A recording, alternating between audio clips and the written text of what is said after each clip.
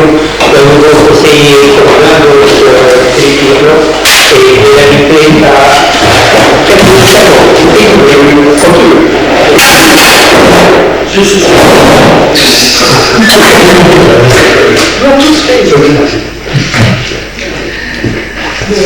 Voilà. J'ai le droit d'obéissance à la Constitution et au nom du peuple belge.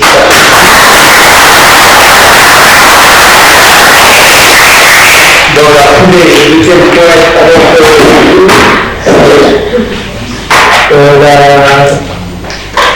donc Charlie faisait partie de la commission consultative totale de la gestion de l'agriculture.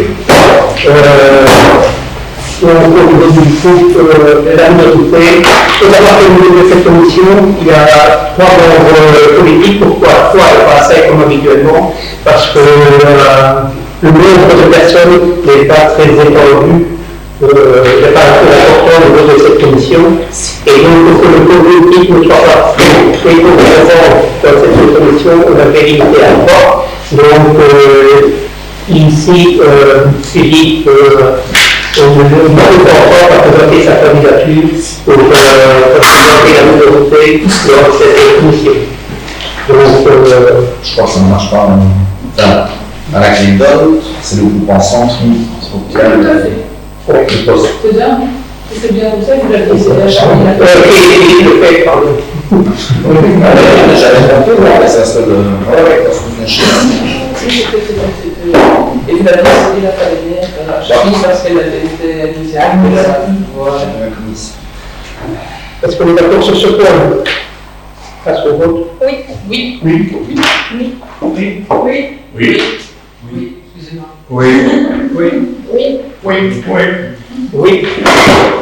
Alors, on va passer la parole au Bureau Impact qui va nous faire une présentation du guide communal d'urbanisme qui est le projet au stade actuel.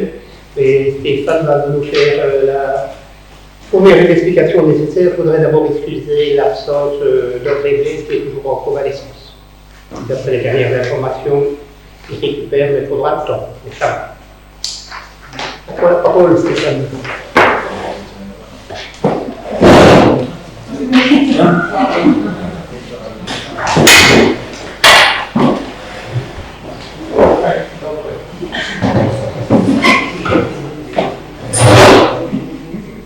Voilà, donc ici on est dans le cadre de l'élaboration du guide communal d'urbanisme, qui est un outil que la commune va se doter pour pouvoir gérer quotidiennement les demandes de permis qui seront transmises.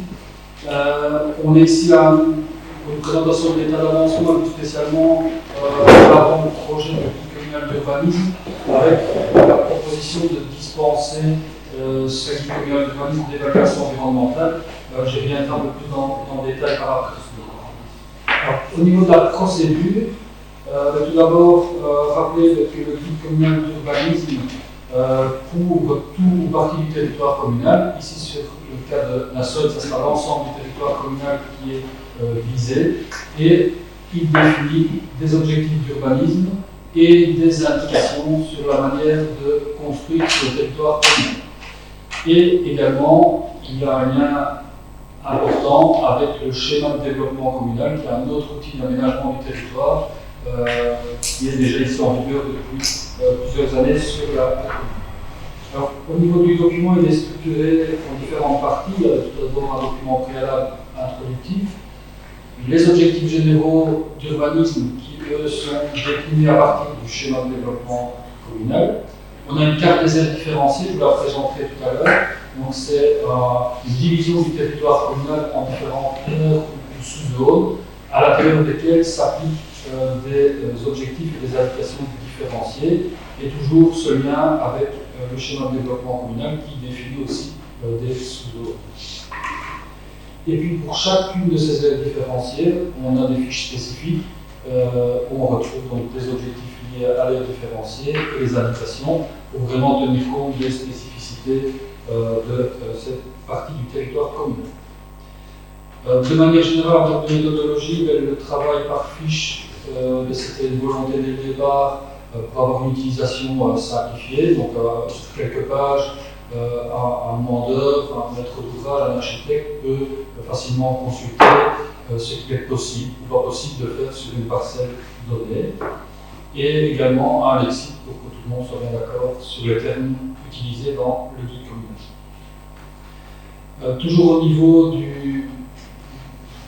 référence légale, le CODT définit que le guide communal d'urbanisme peut comprendre des indications sur 13 points. Vous les retrouvez ici, je ne vais pas toutes les citer.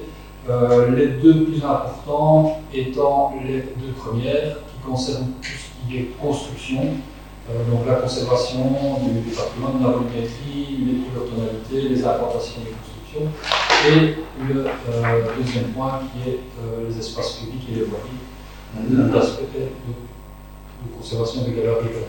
Et ces deux premiers points sont en fait obligatoires pour que la commune puisse statuer sans avis préalable du fonctionnaire délégué. Outre le fait d'offrir une ligne de conduite dans le cadre de demande de permis d'urbanisme, le guide communal d'urbanisme permet de réduire les délais d'instruction des demandes de permis. Une fois qu'un permis est déposé et qu'il ne suscite pas d'écart par rapport au guide communal d'urbanisme, l'étape de la procédure d'instruction qui vise à solliciter l'avis du fonctionnaire délégué peut être supprimée, donc on réduit les délais, ce qui est aussi un avantage pour les demandeurs. Pour être clair, ça pourrait que le fonctionnaire délégué octroie un permis qui déroge à ces deux premiers principes. Il y a la possibilité, donc, au niveau du guide communal d'urbanisme, de s'écarter. Ce serait et donc le fonctionnaire délégué a le pouvoir de déroger à ces deux premiers. À ce moment-là, l'avis du fonctionnaire délégué est sollicité par rapport à la demande de permis et le fonctionnaire délégué se positionne par rapport à cet écart. Et puis c'est toujours le collège communal le plus. D'accord. Mais c'est un avis conforme alors. Non, c'est un avis pas conforme. C'est un peu commun. C'est un peu commun en fait. Quand on manque l'avis du fonctionnaire délégué, c'est parce qu'on n'a pas encore notre guide qui est là, qui est mis en place, mais on peut quand même toujours s'écarter de son avis. D'accord. Au niveau de la réalisation et l'instruction du dossier, c'est un dossier de longue haleine, comme vous voyez au niveau des réunions qui sont tenues. Donc il faut savoir qu'il y a un comité d'accompagnement qui a, son nom l'indique, accompagné l'élaboration du guide communal d'urbanisme, donc représentant du fonctionnaire délégué et de la direction de l'aménagement local, donc les services centraux de la région qui gèrent ces différents dossiers. Donc il y a eu une petite dizaine de réunions de travail à différentes étapes. Il y a également eu une information de la CCATM, donc en début, conjointement avec la CLDR, pour voir un petit peu les réflexions à intégrer. Et puis il y a eu un retour ici avant les vacances sur le projet de GCU. Et si vous vous souvenez, il y a un peu plus d'un an et demi, il y avait eu des informations au conseil communal pour présenter le guide communal d'urbanisme et les études. Donc, comme je vous le disais en introduction, il y a un lien assez important entre le schéma de développement communal et le guide communal d'urbanisme. Donc, le schéma de développement communal, anciennement schéma de structure communale, a été approuvé ici en vigueur depuis 2016 sur le territoire communal. Donc, le schéma de développement communal va surtout fixer les affectations du territoire, c'est-à-dire ce qu'on peut faire ou ne pas faire dans certaines parties en termes d'affectation et des densités.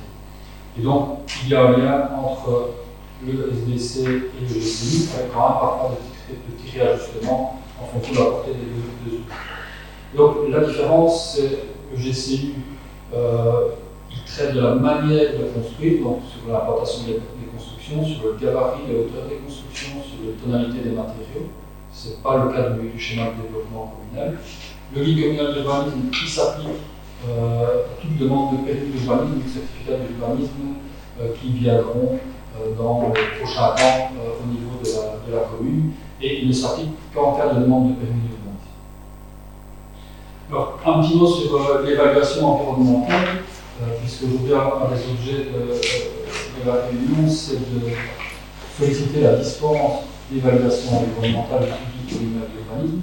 Il faut savoir que le CODT, le Code de l'aménagement du territoire, ne prévoit pas d'évaluation environnementale pour le guide communal d'urbanisme.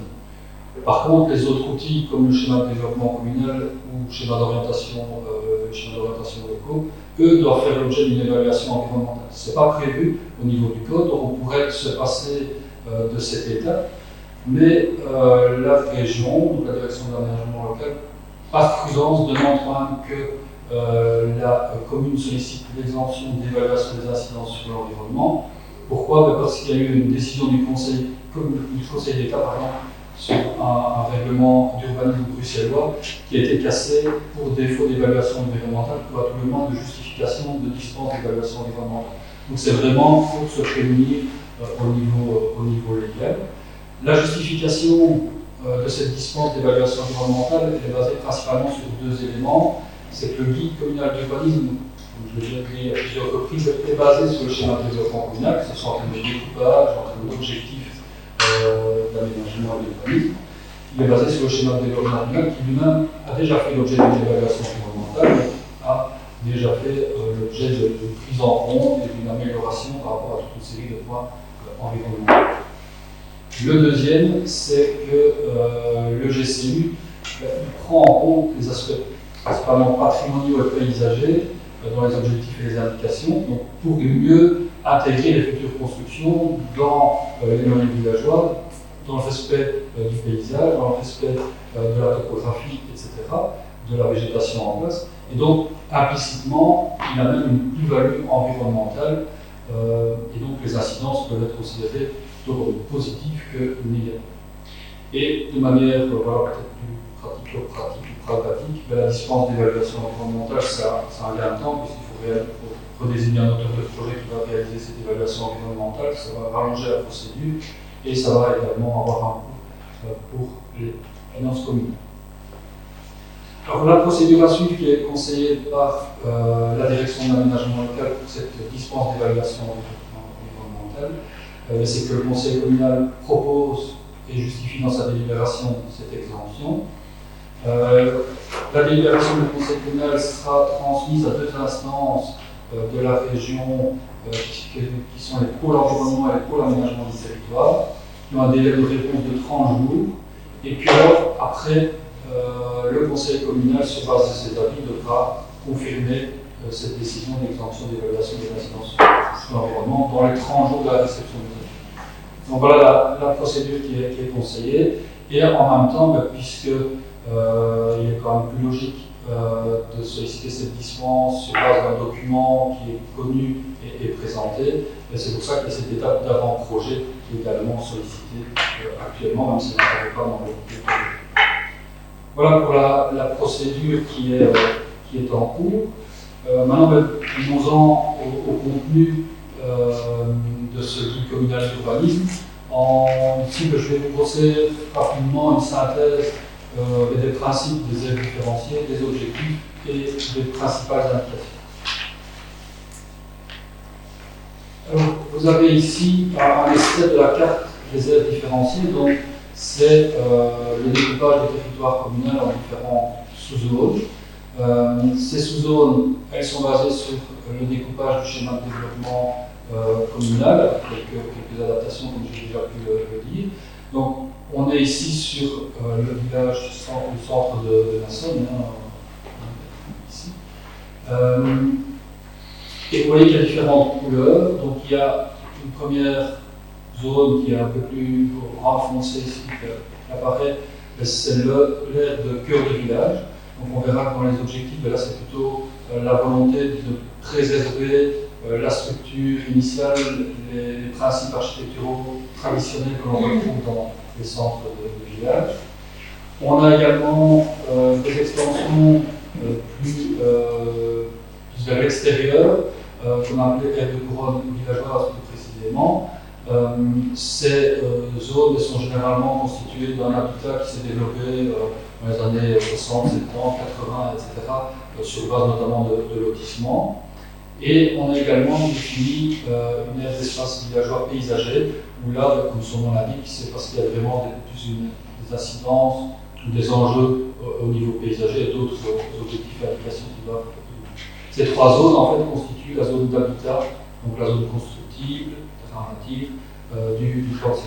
Et puis alors, on a d'autres d'autres aires, en lien aussi avec le plan de secteur, des aires de loisirs, des aires d'activité économique, et également aires agricoles et autres aires non destinées à l'urbanisation, puisque même si elles sont non destinées à l'urbanisation, il peut y avoir par des constructions, et donc c'est aussi intéressant de gérer les futures demandes de permis dans ces aires.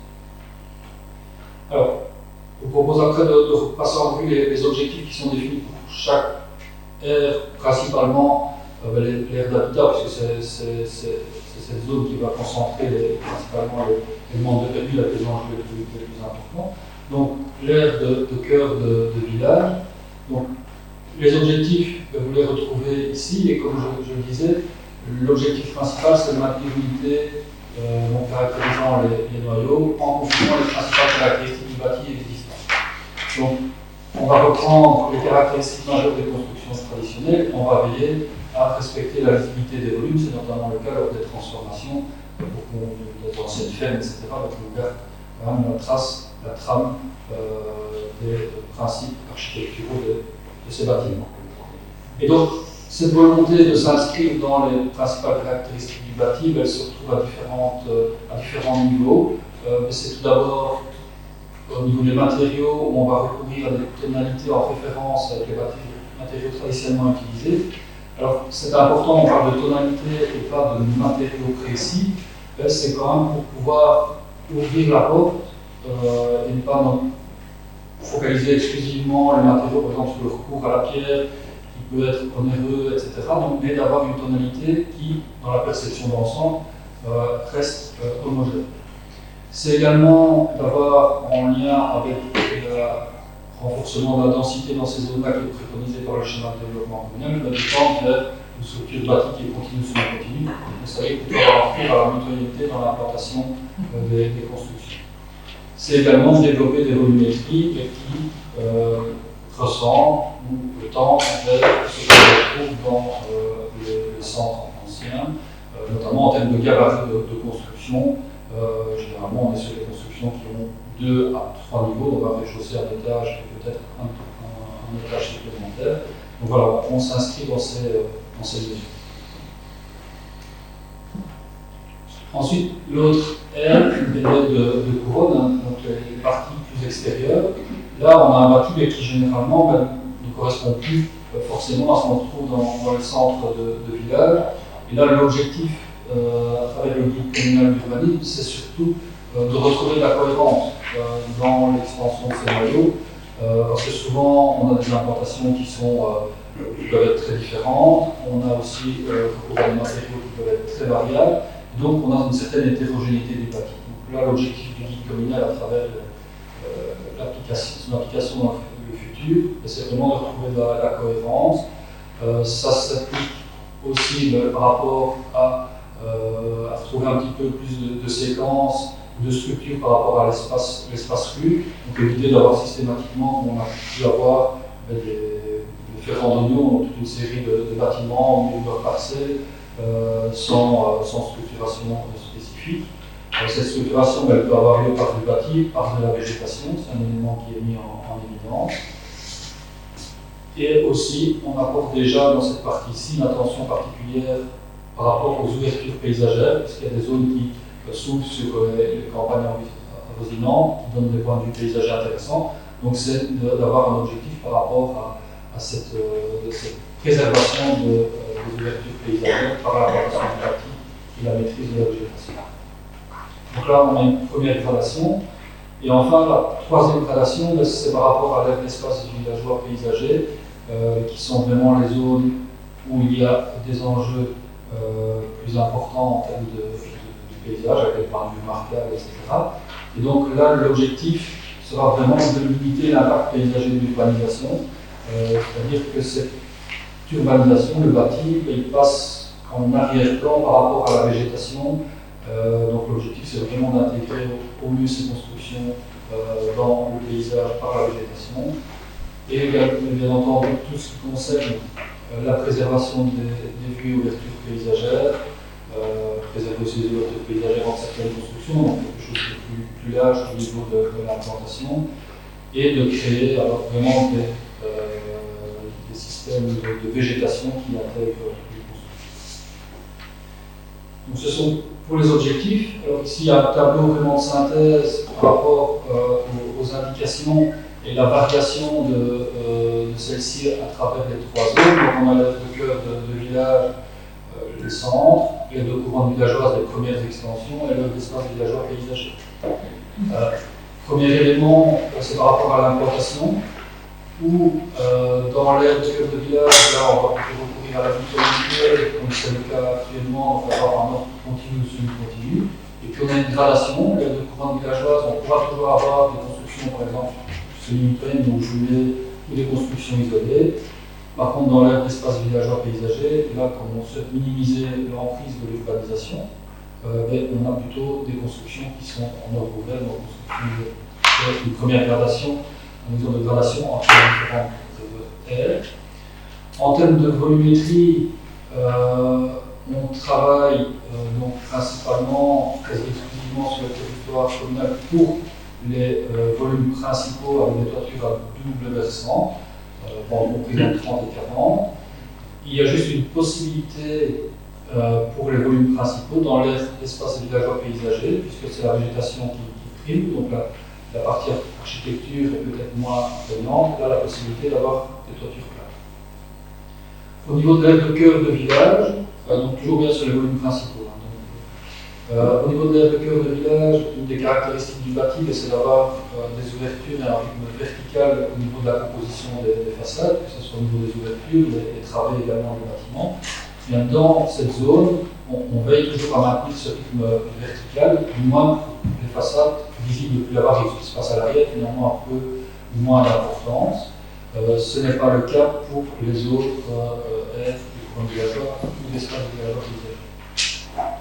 Au niveau des gabarits de construction, donc la hauteur, 2 niveaux de construction, donc un rez-de-chaussée et un étage pour les différents villages, toutefois en lien avec le schéma de développement communal qui préconise de redensifier de manière raisonnée les centres de la zone forêt et vents, la possibilité à ce moment d'avoir un niveau supplémentaire à l'intérieur de ces villages, mais le dernier niveau doit être partiellement engagé sur la toiture, donc c'est-à-dire qu'on travaille plutôt en demi-niveau pour se délimiter. Au niveau des autres aires, couronne villageoise et l'espace villageois paysager, on est là plutôt sur les constructions de niveau avec le deuxième niveau qui peut être partiellement engagé sur la toiture. En termes de tonalité couleur, on fait référence, quelle que soit la zone, à couleurs traditionnellement rencontrées, que ce soit pour les parements ou pour les toitures. Voilà, un point d'attention par rapport à la conservation des bâtiments patrimoniaux et les caractéristiques de la préservation de ceux-ci, donc les bâtiments qui sont reconnus à l'inventaire du patrimoine, par exemple. Et là, quelle que soit la zone, on y porte la même attention. Au niveau des abords, il y a une nuance entre les zones. Les 2 aires de cœur de village, la de couronne villageoise, on travaille avec un système de cour ouverte. Donc, cour ouverte, c'est pour maintenir une relation visuelle entre la voirie et la construction. Ça n'empêche pas la plantation de végétation, mais on va avoir cette sensation d'espace continu entre la voirie et la construction. Au contraire, au niveau de l'espace villageois paysager, puisqu'on souhaite intégrer les constructions dans de la végétation, on travaille plutôt avec ce qu'on appelle des cours fermés, c'est-à-dire qu'on a une haie assez haute qui peut venir en avant-plan et la construction qui se développe à l'arrière.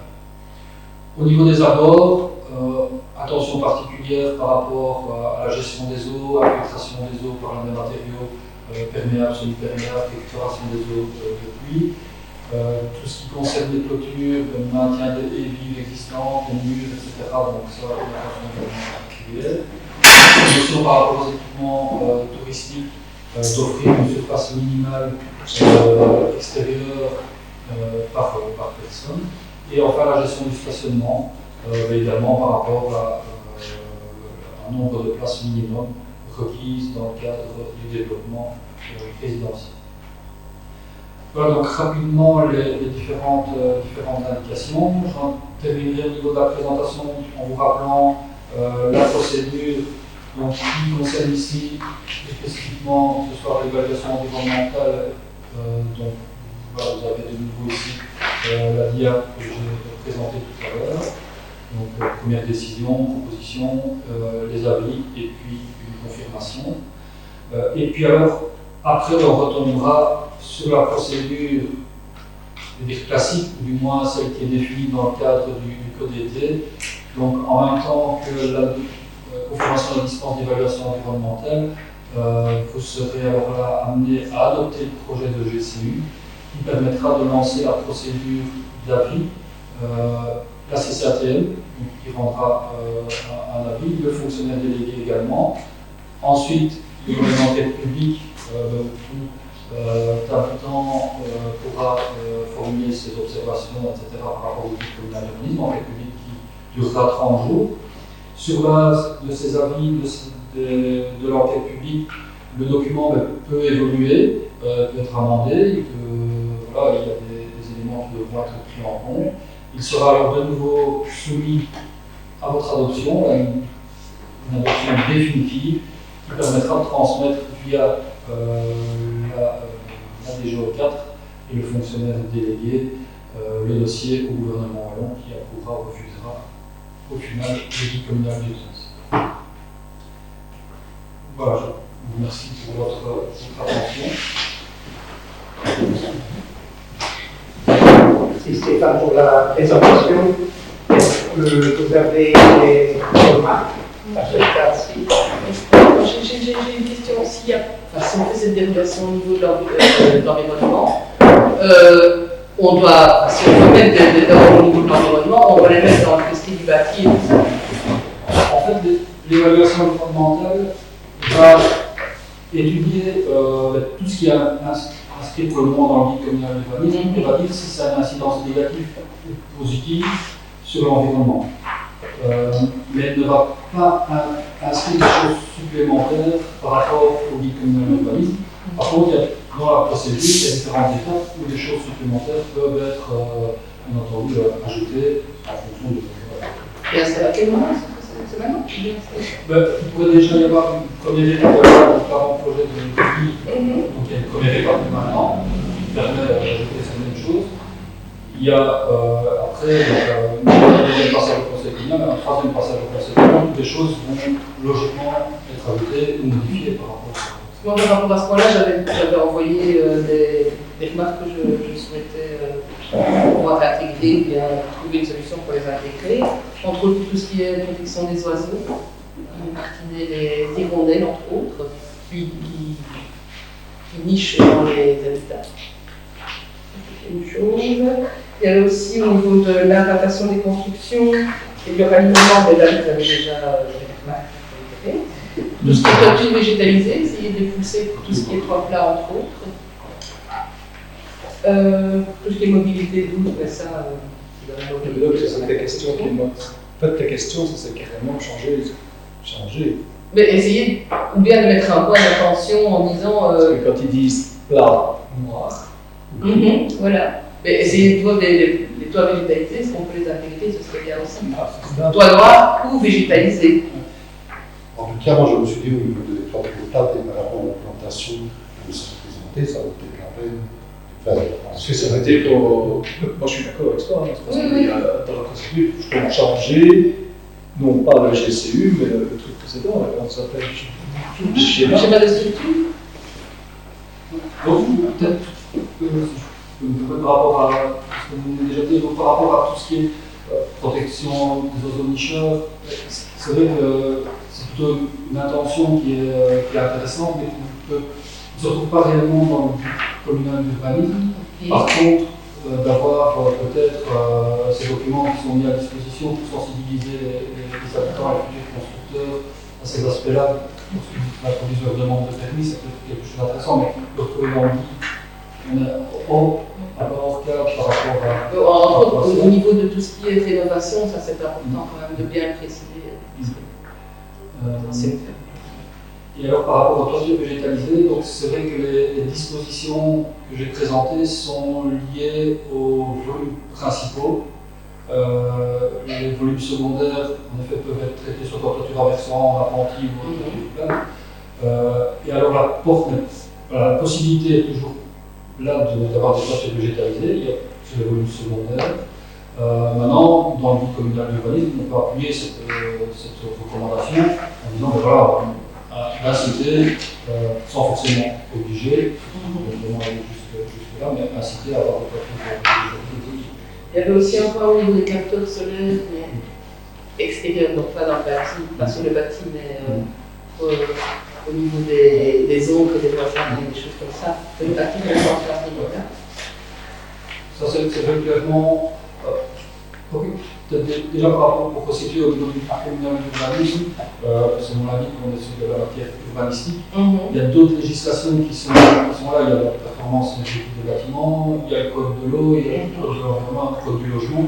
Donc il faut trouver juste le milieu pour ne pas empiéter sur d'autres. Tout à fait, mais ces éléments-là vraiment de localisation de capteurs pour que ça soit le mieux intégré au paysage, c'est des choses qui peuvent être clairement ajoutées sur base des indications que vous avez formulées. J'avais des fascicules au niveau des hirondelles de Martinet, je pourrais les fournir. Donc concrètement, Stéphane, par exemple, couleur. Donc, là, il est marqué pour le moment dans le tableau, là, toiture noire ou gris anthracite. On pourrait modifier, nous on a le droit au conseil communal, pas de dire toiture noire, gris anthracite ou végétalisé. On pourrait rajouter. On pourrait le rajouter. Maintenant. Ouais, par contre, ce que je disais, c'est que les teintes qui sont là, c'est pour le volume principal. Avant les volumes, c'est la cible principale. Oui, ça pourrait. Ça pourrait. Dans la troisième zone, il est prévu Pas dans Il n'est pas précisé quel type de place. Et alors, au niveau des toitures aussi, moi j'avais pensé, est-ce qu'on envisage aussi de prévoir éventuellement des tableaux? On vient quand même à ce type de couverture-là qui coûte quand même beaucoup moins cher que la couverture normale. Et on est dans une zone de bois, donc c'est faisable. C'est la pour s'ajouter une tonalité supplémentaire. Oui, mais c'est une tonalité qui rentre dans l'esprit de la région quand même. Et alors moi j'avais une autre question aussi. Au niveau, quand on parle d'emplacement en parking, c'est des emplacements de A et demi sur le territoire, sur le terrain acheté ou bien en voie privée? Dans le domaine privé. Dans le domaine privé, ok. Et alors j'avais aussi un autre point.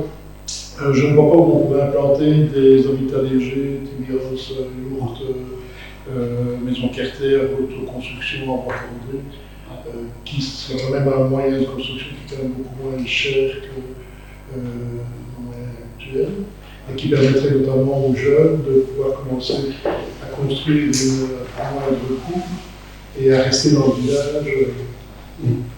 Dans le cadre des discussions que nous avons eues avec la dame, donc ce genre de construction pas au sein même de la zone centre. Couronne ou zone La troisième. la troisième, deuxième, troisième.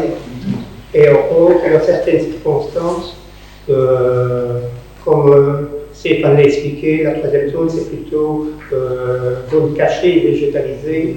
Donc, si ça devait être admis, ce serait plutôt dans ce cadre. Je trouve que c'est intéressant de préciser parce que ça risque d'intéresser les jeunes. Mais attention, ici, c'est le guide. C'est pas que tout doit se retrouver dedans, autrement on va le charger beaucoup trop fort. Donc, ça doit rester une ligne de conduite. Comme on l'a dit à l'introduction, il y a des possibilités de dérogation. Donc, il faut laisser l'opportunité de dérogation. Ce que je peux poser comme question, est-ce qu'il y a des possibilités de dérogation par rapport à ça? Parce que quand on parle de tonalité, de travailler dans la verticalité, et pas de toit plat en volume principal, avec ces règles-là, on n'a plus de maison rurale. C'est-à-dire que dans ce cadre-ci, c'est, comme on l'a dit, c'est pour accélérer la gestion du dossier. Donc, si on sort du canevas qui est ici, on se retrouve dans la situation comme on gère actuellement, avec la soumission du dossier aux fonctionnaires, avec les cartes. Donc si tu veux mettre des briques rouges, tu dois passer par le fonctionnaire. Si tu veux mettre des briques brunes, tu ne dois pas passer par le fonctionnaire. Mais c'est pour que ce soit bien clair. Oui. Il y a encore la possibilité, on en La voit dérogation, des maisons avec des toits plats. Oui, tout à fait. On ne doit pas tout mettre ici. Non. Non, c'est la référence. On est dans cette zone, là, la référence qui est préconisée. Si ce n'est pas le cas, ben, vous pouvez toujours présenter votre dossier, mais il sera soumis à l'avis de la DGO cadre de fonctionnaire. Et par contre, on parlait de l'impact paysager pour la végétation. On parle de visuel, mais il n'y a pas par rapport aux panneaux solaires, par exemple. Donc, je ne sais pas, un panneau solaire qui a de l'ombre, il n'y a plus rien qui marche. Et donc, je trouve que c'est un critère qui peut se retrouver dans le guide communal. On ne peut pas faire de l'ombre à des panneaux solaires pour une nouvelle végétation, pas des existantes ou des arbres remarquables, des choses comme ça. Mais veillez, parce que voilà, ça va devenir la norme, parce que tout le monde ait des panneaux solaires sur son toit. Et alors, ça veut dire que dans ta réflexion, à l'inverse, on pourrait refuser la pose de panneaux solaires proches d'arbres remarquables. Refusez, non, mais ça va marcher, quoi. Ça ne marchera pas. Non, Il peut les poser s'il veut. Ça ne sera pas mais dans le règlement communal, la hauteur des haies ou des arbres à proximité des maisons voisines, il y a une réglementation. Mais Véronique, si tu mets un sapin dans le fond de ton jardin, il va faire X net. Oui. Est-ce qu'on a des normes d'implantation, tu ne peux pas laisser pousser, tu dois avoir un respect, tu dois se respecter. Mais c'est justement Tu mets une certaine distance. Il y a une aide, mais il faut bien, pas oublier, il faut bien le noyer. Mais je voulais Sur le savoir noyer quelle des est la hauteur de la. Il y a la législation du code rural qui. Oui, qui dit combien? Je ne sais jamais. C'est 3 mètres minimum. Il y a quand même pas mal de gens qui sont pénalisés.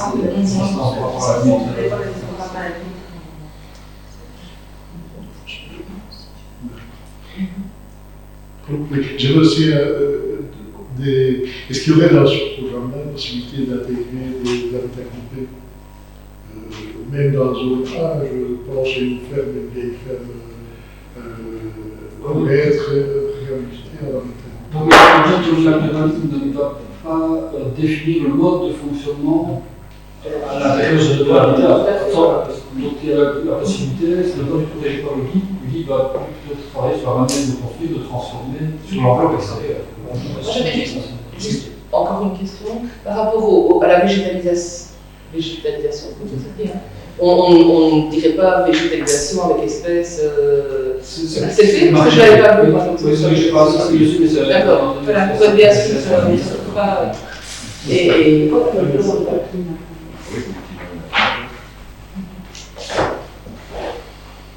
À ce stade-ci, il y a d'autres remarques à formuler. Donc, les remarques ici, j'espère que Laurent a pris note. Il y a un petit copion aussi. Pour pouvoir intégrer ces différentes remarques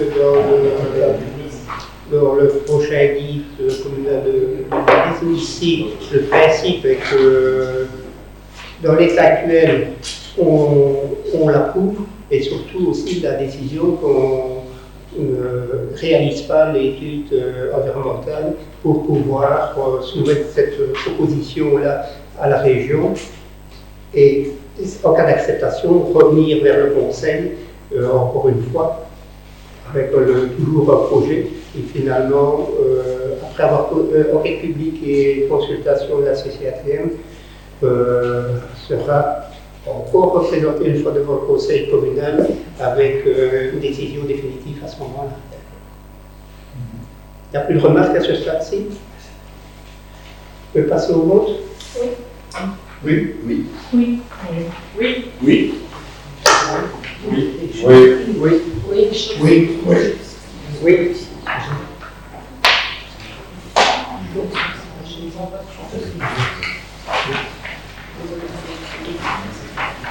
Le point suivant, c'est l'appel à projet au cœur de village. Passer la parole à José. Oui, donc par rapport à ce projet-là, il nous a semblé intéressant de mettre la proposition de Anne sur cette proposition de projet cœur de village. Cet appel à projet, c'est pour soutenir les communes de moins de 12 000 habitants, avec un but qui est créer l'espace public polyvalent durable, amélioration du cadre de vie, garantir une cohésion sociale, écologique et économique, Et alors, un point important, c'est que le projet de la halle de Fourrière est déjà repris dans le PCDR, qui est une des conditions importantes dans ce projet. Le subside est de 80% avec un maximum de 500 000 euros. Alors, dans les objectifs d'évaluation, un espace qui va être cohérent, fonctionnel, polyvalent, durable, perméable par rapport à la partie A proprement dit, renforcement de la sécurité dans l'espace et un renforcement de la communication. Par rapport à ça, on a une estimation qui est faite de 757 087,95 euros pour TVA. Voilà. Est-ce que vous avez des remarques à formuler par rapport à cette idée de réponse à cet appel à projet qui a été lancé par la région Wallonne et donc le projet de la halle de Fourrière, après examen des critères de sélection, on estimait au niveau du collège que ça pouvait être ce projet de halle de Fourrière répondait aux critères de sélection formulés par la région. Et donc, nous, l'idée d'introduire le dossier à ce niveau-ci. Est-ce que vous avez des remarques à formuler? Oui, mais j'avais question. Le 756 000 euros avec quelques centimes, est-ce que c'est prévu les augmentations? Il y a longtemps que c'est prévu. C'était une estimation. On disait 20% d'augmentation dans. Cette estimation était déjà moindre, qu'on avait déjà fait un peu l'étude dans le cadre du PCDR, elle a été réévaluée en tenant compte justement de ces augmentations. Oui. Et alors, est-ce que qu'est-ce qu'on va faire, qu'est-ce qu'on envisage de faire dans cette halle? Parce que je me demande si une telle somme envisagée pour 2 fois par mois avec 4 exposants. Ce n'est pas uniquement par rapport à la marché, c'est aussi par rapport à tout ce qui est festivité locale, par rapport aussi aux parties dans le bâtiment à pouvoir redonner un espace aux personnes qui veulent débuter une exploitation et voir un petit peu si on pourra les encadrer à ce niveau-là, et pouvoir faire aussi de la communication, plus essayer de relancer un petit peu des activités internes à ce niveau-là aussi. Mais au niveau du plan qui a été présenté, dans l'implantation fermée, je n'ai pas trouvé qu'il y avait énormément d'espace. Il n'y a pas énormément d'espace. Donc ça serait en extérieur, donc ça limiterait déjà l'implantation par rapport à... Oui, mais on veut travailler par rapport à l'extérieur, parce que là, ce qui a été mis là en extérieur est également privé avec des volets, donc c'est semi-fermé. Quelqu'un qui va lancer une petite entreprise ou très large. Oui, l'entreprise, c'est plutôt un espace de coworking qu'un espace d'entreprise. L'espace d'entreprise, on le fait à l'hiver.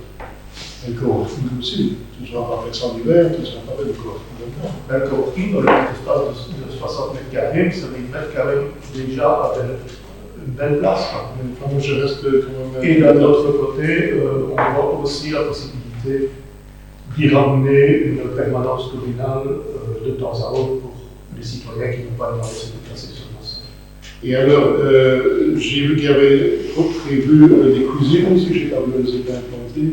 Et la cuisine, c'était la partie arrière, c'était la cuisine d'Afska, c'est une cuisine pour commander petite cuisine, je veux dire, pour pouvoir faire sa petite tasse de café, des choses qui sont... Une kitchenette de bureau comme ça.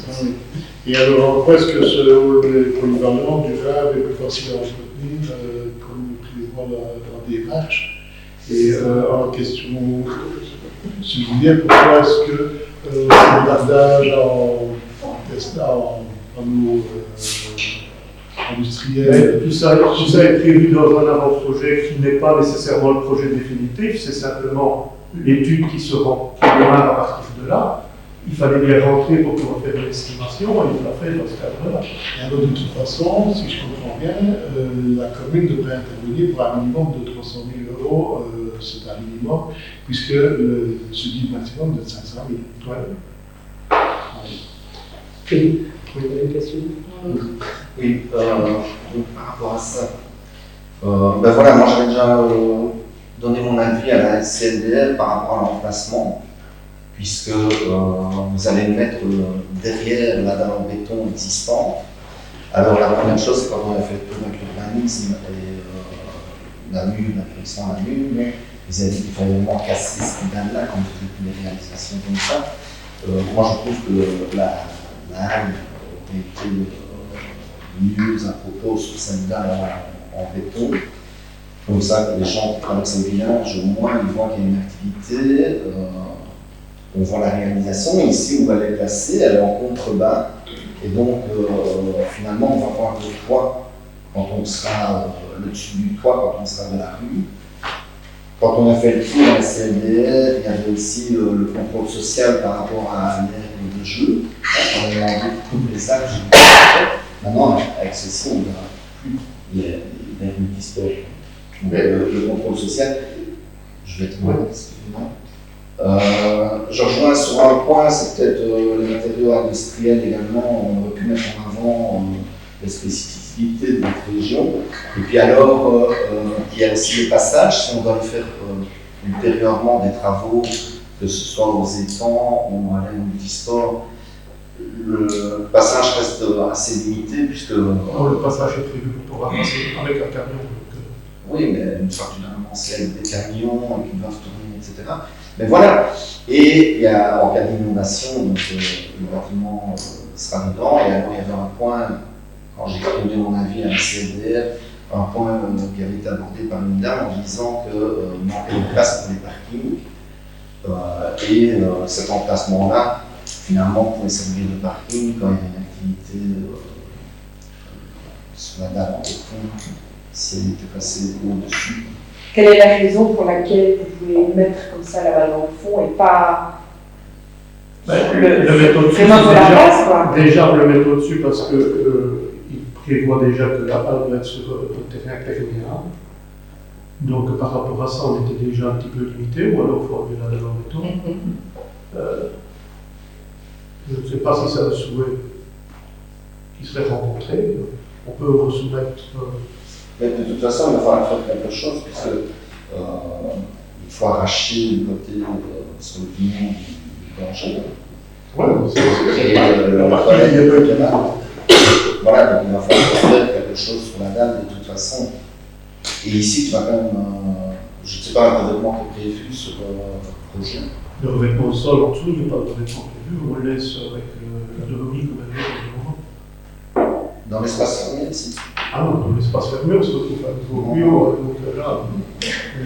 Mais voilà, moi je trouve que ça doit vraiment embellir le village, et on ne doit pas les cacher un truc à derrière. Ça, c'est mon avis. J'ai des retours dans ce sens-là aussi. Voilà. Je trouve ça dommage que. Mais disons que le projet il est sur base de ça, ça ne veut pas dire que c'est comme ça qu'il va se réaliser, parce qu'il y aura quand même dans l'architecte qui devront revenir derrière, on peut le remettre sur la table. C'est déjà la quatrième fois qu'on commence le plan. Le plan, il n'a pas bougé depuis le. Le premier n'était pas là, il était complètement dans le fond. Non, ils ont simplement réavancé, il était prévu dans le fond au départ, et c'est justement l'architecte qui l'a ramené en avant dans le cadre du projet, parce qu'il trouvait que c'était pénalisant de le mettre là-bas dans le fond. À la CLDR, j'avais l'impression que tout le monde allait dans ce sens-là, et puis vous m'amenez là, voilà, c'est votre choix, il n'y a pas de souci. Mais moi, personnellement, je trouve que esthétiquement, ce n'est pas la meilleure solution. Si par exemple, le bon sens de Philippe et David, la CLDR, qui allait dans ce sens-là, cette remontée, le fait de déposer la demande de subvention, la demande de financement, ça peut vraiment bouger après. On n'en dit pas d'être pénalisé. Si non, parce qu'on ne voit pas le plan, on voit une estimation avec les critères, c'est tout. Voilà. Si vous avez voulu bouger, on peut déjà avant. Mais maintenant, c'est filmé, c'est filmé maintenant. Mais voilà.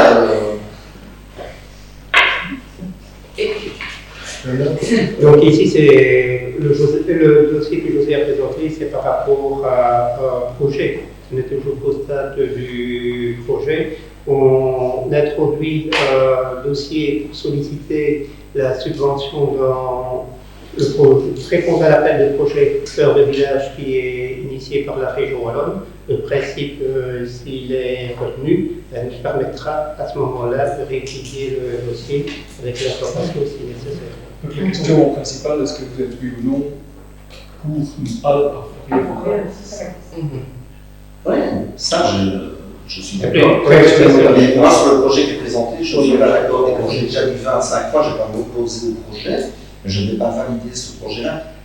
Ouais, Parce que ici, je- on va On déjà le valide projet. déjà le projet là, Et on valide l'appel d'offres. il y a quand même un dessin dedans, j'ai déjà dit 25 fois, la CLDR est dans ce sens-là. Alors, soit on fait le CLDR, on suit son avis, Mais c'est ce qu'on est en train de faire. On a simplement remis ce truc-là parce qu'il existait. Maintenant, dans la fiche projet, malgré, dans la fiche projet de la CLDR, malgré que la CLDR avait dit oui, il va même, la dame de la FRW a dit c'est vrai qu'en cas d'inondation, c'est pas une bonne idée de mettre la rame. C'est ce qui a été dit, mais dans la fiche projet CLDR, elle est quand même là. Donc, voilà, il faut à un moment arrêter aussi de se moquer. Hein. Voilà, tu le veux là, il n'y a pas de problème. Mais moi, je m'opposerai pour le projet. Mais esthétiquement, je ne trouve pas que ça va amener quelque chose. Et je pense que si elle était devant, les gens voient qu'il y a du passage, ils voient qu'il y a un marché, ils auront tendance à s'arrêter. Que si c'est dans le fond, ils vont voir toi avec quelques têtes, ils ne vont pas s'arrêter pour aller voir ce qui s'y passe. Et en termes de superficie, il n'y a rien qui change, c'est aussi grand. C'est encadré au lieu d'un rectangle. Mais il y a autant de superficie. Ouais. Moi, je voulais qu'on réétudie dans ce sens-là, ça ne me pose aucun problème. C'est filmé. Oui, c'est filmé, ça peut être filmé. Donc je sais, mais bon, c'est fait maintenant. Et moi, ce que je vois un peu plus dossier à ce niveau-là, ce qui est important, c'est que c'est en zone inondable, là, quand même. Donc, qu'est-ce qu'on fait? La halle, proprement dit, comme tu dis, en zone inondable, sur le dessous, elle ne posait aucun problème. Il y a les pieux qui sont en bas, mais les solides. Oui. Et si on a le au-dessus, on n'est plus en zone inondable. Donc, il faut savoir ce qu'on veut. Mais au-dessus, c'est parfait alors. Ok. Si vous la remettez au-dessus, vous la mettez au-dessus, ça ne me dérange pas. Moi, je trouve que voilà, c'était bien de poser la question Aux citoyens, parce que donner son avis et avoir son projet qui se réalise, eh bien, c'est participer au projet. Mais ça peut faire partie de l'idée qu'on continue ce projet comme il a. Pour moi, ça ne pose aucun souci. Tout à fait. Et quand le projet sera plus. D'abord, il faut accepter le principe, que le principe sera validé par la région, si le principe est validé par la région, et un auteur de projet qui sera désigné pour établir le projet, et à ce moment-là, il sera soumis au moins à la CLDR, puisque ça a déjà fait partie de points qui a été discuté au niveau de la CLDR, et peut avoir une consultation au niveau de la population. Maintenant, quels sont les critères pour retenir le projet? Oui, c'est ce que je vous ai énoncé. C'est ce que je vais annoncer. Oui, mais est-ce qu'ils vont se baser sur. Non, on ne voit pas rien, on ne voit pas un plan à ce niveau-là. Alors, si on part comme ça, Pas d'autres remarques? Passe au vote. Oui. Oui. Oui. oui. Oui. Abstention. Oui. Oui. Oui. Oui. Oui. Oui. Oui. Oui. Point 5, c'est l'adhésion à l'intercommunal ECTA. Je vais laisser présenter le point 4 Quentin, puisque au départ, c'est lui qui a eu des contacts avec l'intercommunal et qui est arrivé avec la proposition au niveau du collège. Oui, donc ECTA, c'est une intercommunale au même titre que Idélux, par exemple, Emio et beaucoup d'autres, qui est active notamment dans la promotion immobilière, mais également dans les secteurs financiers. Donc cette intercommunale qui est active en région liégeoise, elle a souhaité pendant ici l'été, depuis le mois de juin, rencontrer toutes les communes de la province de Luxembourg pour élargir un petit peu son champ d'action. C'est comme ça que vous avez peut-être déjà vu dans les journaux que d'autres communes ont adhéré à l'intercommunale, d'autres communes de la province de Luxembourg. Et j'ai reçu, moi je pense que c'était il y a une dizaine de jours, la représentante commerciale qui a présenté un petit peu l'intercommunale en expliquant les secteurs d'activité, la promotion immobilière, les audits, mais également ce qu'elle a fait qui est, je trouvais intéressant, c'est qu'elle a déjà réalisé certains marchés en amont sur lesquels on peut venir se greffer, comme d'autres intercommunales le font, Idelux notamment, dans tout ce qui est conseil juridique, conseil financier. Et donc, vous savez comme moi que la réalisation d'un marché public, ça prend du temps. Et l'adhésion, pour moi, à cette intercommunale, ça me permettrait au niveau de l'administration de gagner un certain temps dans la réalisation des marchés. Je prends un exemple pour être tout à fait concret. Au niveau de l'analyse des offres en matière d'éoliennes, on se fait aider par un avocat. Voilà, ça a pris un certain temps de faire la demande d'offres, de recevoir les offres, de les analyser, de les proposer au collège, de désigner l'adjudicataire. Donc là, ça serait fait déjà en amont. Et on peut dire, voilà, on a besoin d'un avocat spécialisé en matière environnementale, par exemple, dont on a parlé tout à l'heure. Eh bien, eux ont déjà un marché qui est tout fait, dont les prix sont tout à fait dans l'ordre actuel. Et d'autre part, qui ne nous empêche pas nous-mêmes, si on n'est pas content, soit du prix, soit des services proposés, de refaire nous-mêmes un marché public. Et alors, il y a toute la partie immobilière qui est vraiment leur core business et qui est là, qui pouvait être intéressante. D'autant plus que l'adhésion à l'intercommunal, avec les avantages que je viens de citer ici rapidement, c'était 3 parts de 25 euros en one shot. Donc ce n'est pas une récurrence annuelle, vous décidez ou pas d'adhérer à l'intercommunal, donc 3 parts de 25 euros, 75 euros global, payable en une fois. Ça nécessiterait une modification budgétaire dans la délibération, et puis après, voilà, on est membre de l'intercommunal, je vais dire ad vitam aeternam, à moins que le collègue révoque la décision que vous prendriez éventuellement. Maintenant, et l'avantage aussi d'avoir des représentants du conseil communal dans l'intercommunal, selon la répartition de la clé d'hommes, donc 3 pour le groupe intercommunal et 2 pour la liste ensemble. Voilà. J'ai une question. Oui. On fait partie de l'intercommunal et les prix au niveau des services rendus sont facturés. Et vous avez déjà une notion des prix? Oui. J'ai reçu. Et c'est abordable, Je vais te donner l'exemple que j'ai cité tout à l'heure, l'avocat qui nous aide dans notre dossier éolien. Là, à l'heure, on était 10 € hors TVA moins cher le petit marché qu'on a fait en interne par rapport au prix là. Peut-être que dans un autre marché, comme je le disais tout à l'heure, ce n'est pas parce qu'eux proposent ces services-là qu'on est obligé de se adhérer. On peut faire un autre marché de notre côté, et si on en enchaîne, tant mieux. Mais c'est surtout l'avantage de vitesse. On fait un marché public ici, par exemple, pour rentrer quand même avec les avocats. Je leur ai envoyé un mail, ils avaient 15 jours pour répondre. Une comparaison à l'heure, ça va, c'est pas toujours trop difficile à faire. Donc ça, c'est dans mes cordes. Mais après, voilà, il faut l'accord du collège, ça prend vite un petit peu de temps. Vous avez d'autres questions? Donc les représentants ont été désignés de part et d'autre, proposés de part et d'autre.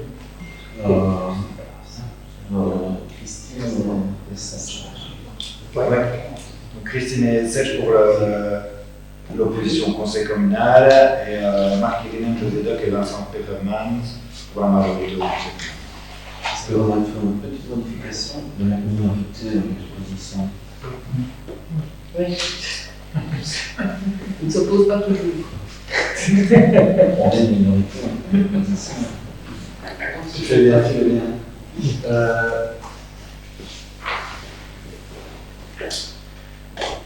C'est eux qui ont soumis la délibérée. Apparemment, en région liégeoise, c'est plutôt une opposition.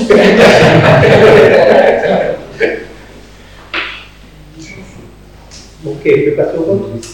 Oui. Oui. Oui. Oui. Oui. Oui. Oui. Oui. Point 6, le recrutement d'un conseiller et coordinateur collecte à temps plein, fixation des conditions de recrutement et la réflexion de fonction de la procédure de recrutement. Donc,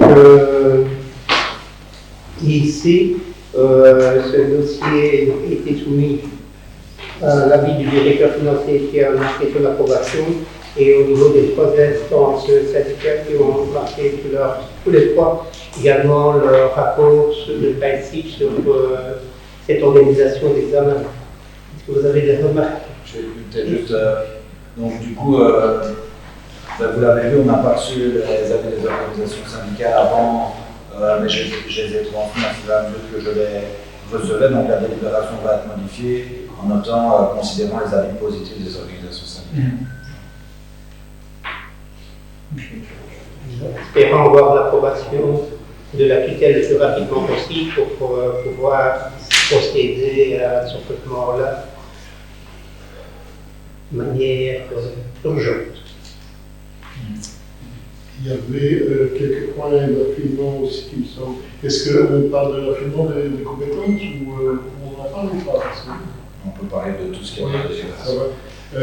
Parce que quand on parle qu'ils analysent les bâtiments, on parle de quels bâtiments? Uniquement les bâtiments communaux ou les bâtiments de tout le monde? Non, au départ, c'est les bâtiments publics. Le manque communaux, CPS et Fabrique d'église éventuellement. C'est parce que dans le cadre du PERDC, les bâtiments privés sont concernés aussi. Donc, comme il est censé piloter aussi ce projet-là. Mais au départ, c'est d'abord la mission sera orientée essentiellement sur le bâtiment public. Oui. Et parallèlement, s'il y a des opportunités de le faire également au niveau privé, ce sera assumé. Et au départ, c'est balayons d'abord devant notre porte. À ce sujet-là, d'ailleurs, on parle d'analyse des factures d'énergie, on donne le détail, on ne parle pas de parc automobile. Je crois qu'au prix du Brunswick, ce serait peut-être intéressant d'inclure le parc automobile dans l'évaluation énergétique de la commune. Et alors, au niveau des analyses des performances éthiques, je suppose que c'est un genre de PEV qui ferait et alors, envisager éventuellement une gestion centralisée des chauffages. Il serait peut-être intéressant aussi qu'il profite de l'occasion de contrôler le photovoltaïque installé sur les bâtiments communaux pour voir si ceux-ci fonctionnent toujours correctement. Ça, c'est une démission dans le cadre de la gestion. Il n'y Oui, a pas besoin de préciser, c'est celui-là. Ça trouve deux sources. Il y a continue la correction et le pilotage du PRDC, je suppose.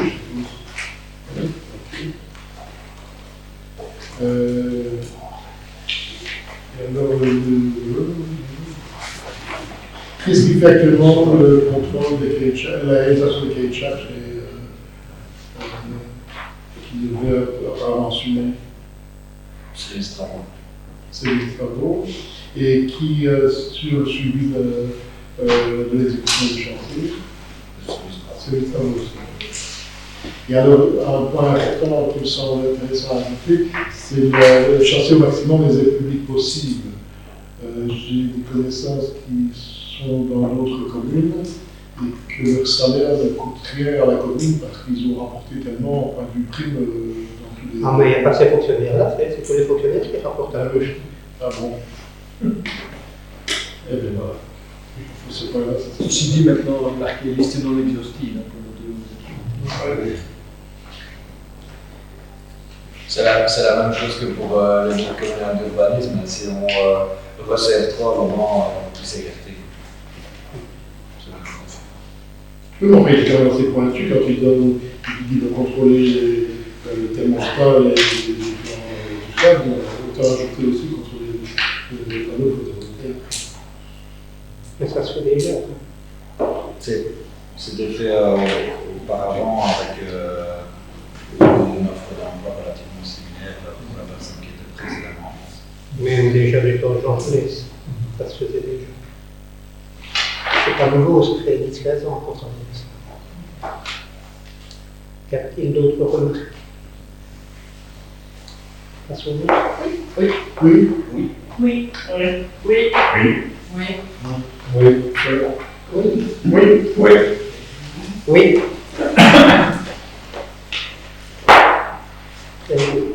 règlement redevance des stages réalisés par l'appel d'État scolaire. Oui, donc comme vous le savez, les vacances scolaires vont changer un petit peu.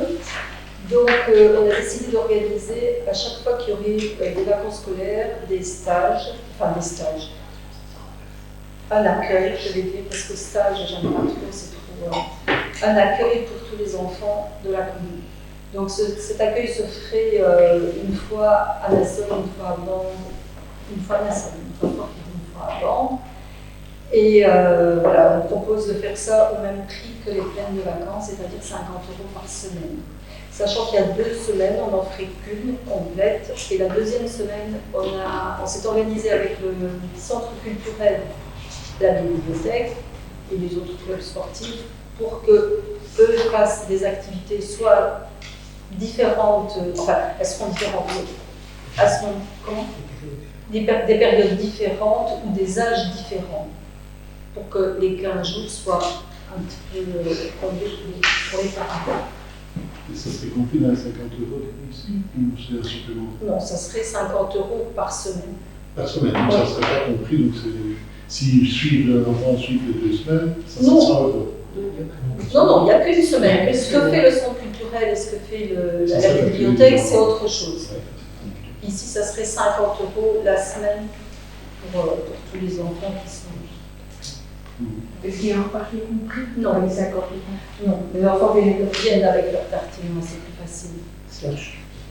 Est-ce que ces différentes activités seront encadrées par du personnel formé et breveté et autorisé à le faire? Alors, l'année passée, quand on a changé un petit peu à l'école à Arsin la méthode de travail, on a une personne qui est éducatrice et qui travaille déjà là. Donc c'est cette personne-là qui viendrait avec les dames qui s'occupent des enfants pendant l'année scolaire. Et donc elles se réunissent et elles préparent déjà tout un tas d'activités. Et cette personne est quand même éducatrice au départ. Mais par exemple, dans la branche sport, par exemple, il faut quand même des brevets quand même. Oui, mais là, ça ne serait pas du sport. Hein. Tout ce qui est parce que sport, tout ce qui est sport, ça resterait. On sait que le chocolat a bonne volonté, mais est-ce que parfois il y a de la pédagogie quand même à la clé? Non, on ne va pas se lancer dans des choses très compliquées. Voilà, c'est juste. Ici, c'est un accueil, il y a un encadrement. C'est une méthode, quoi. J'espère que ça sera pas autre chose.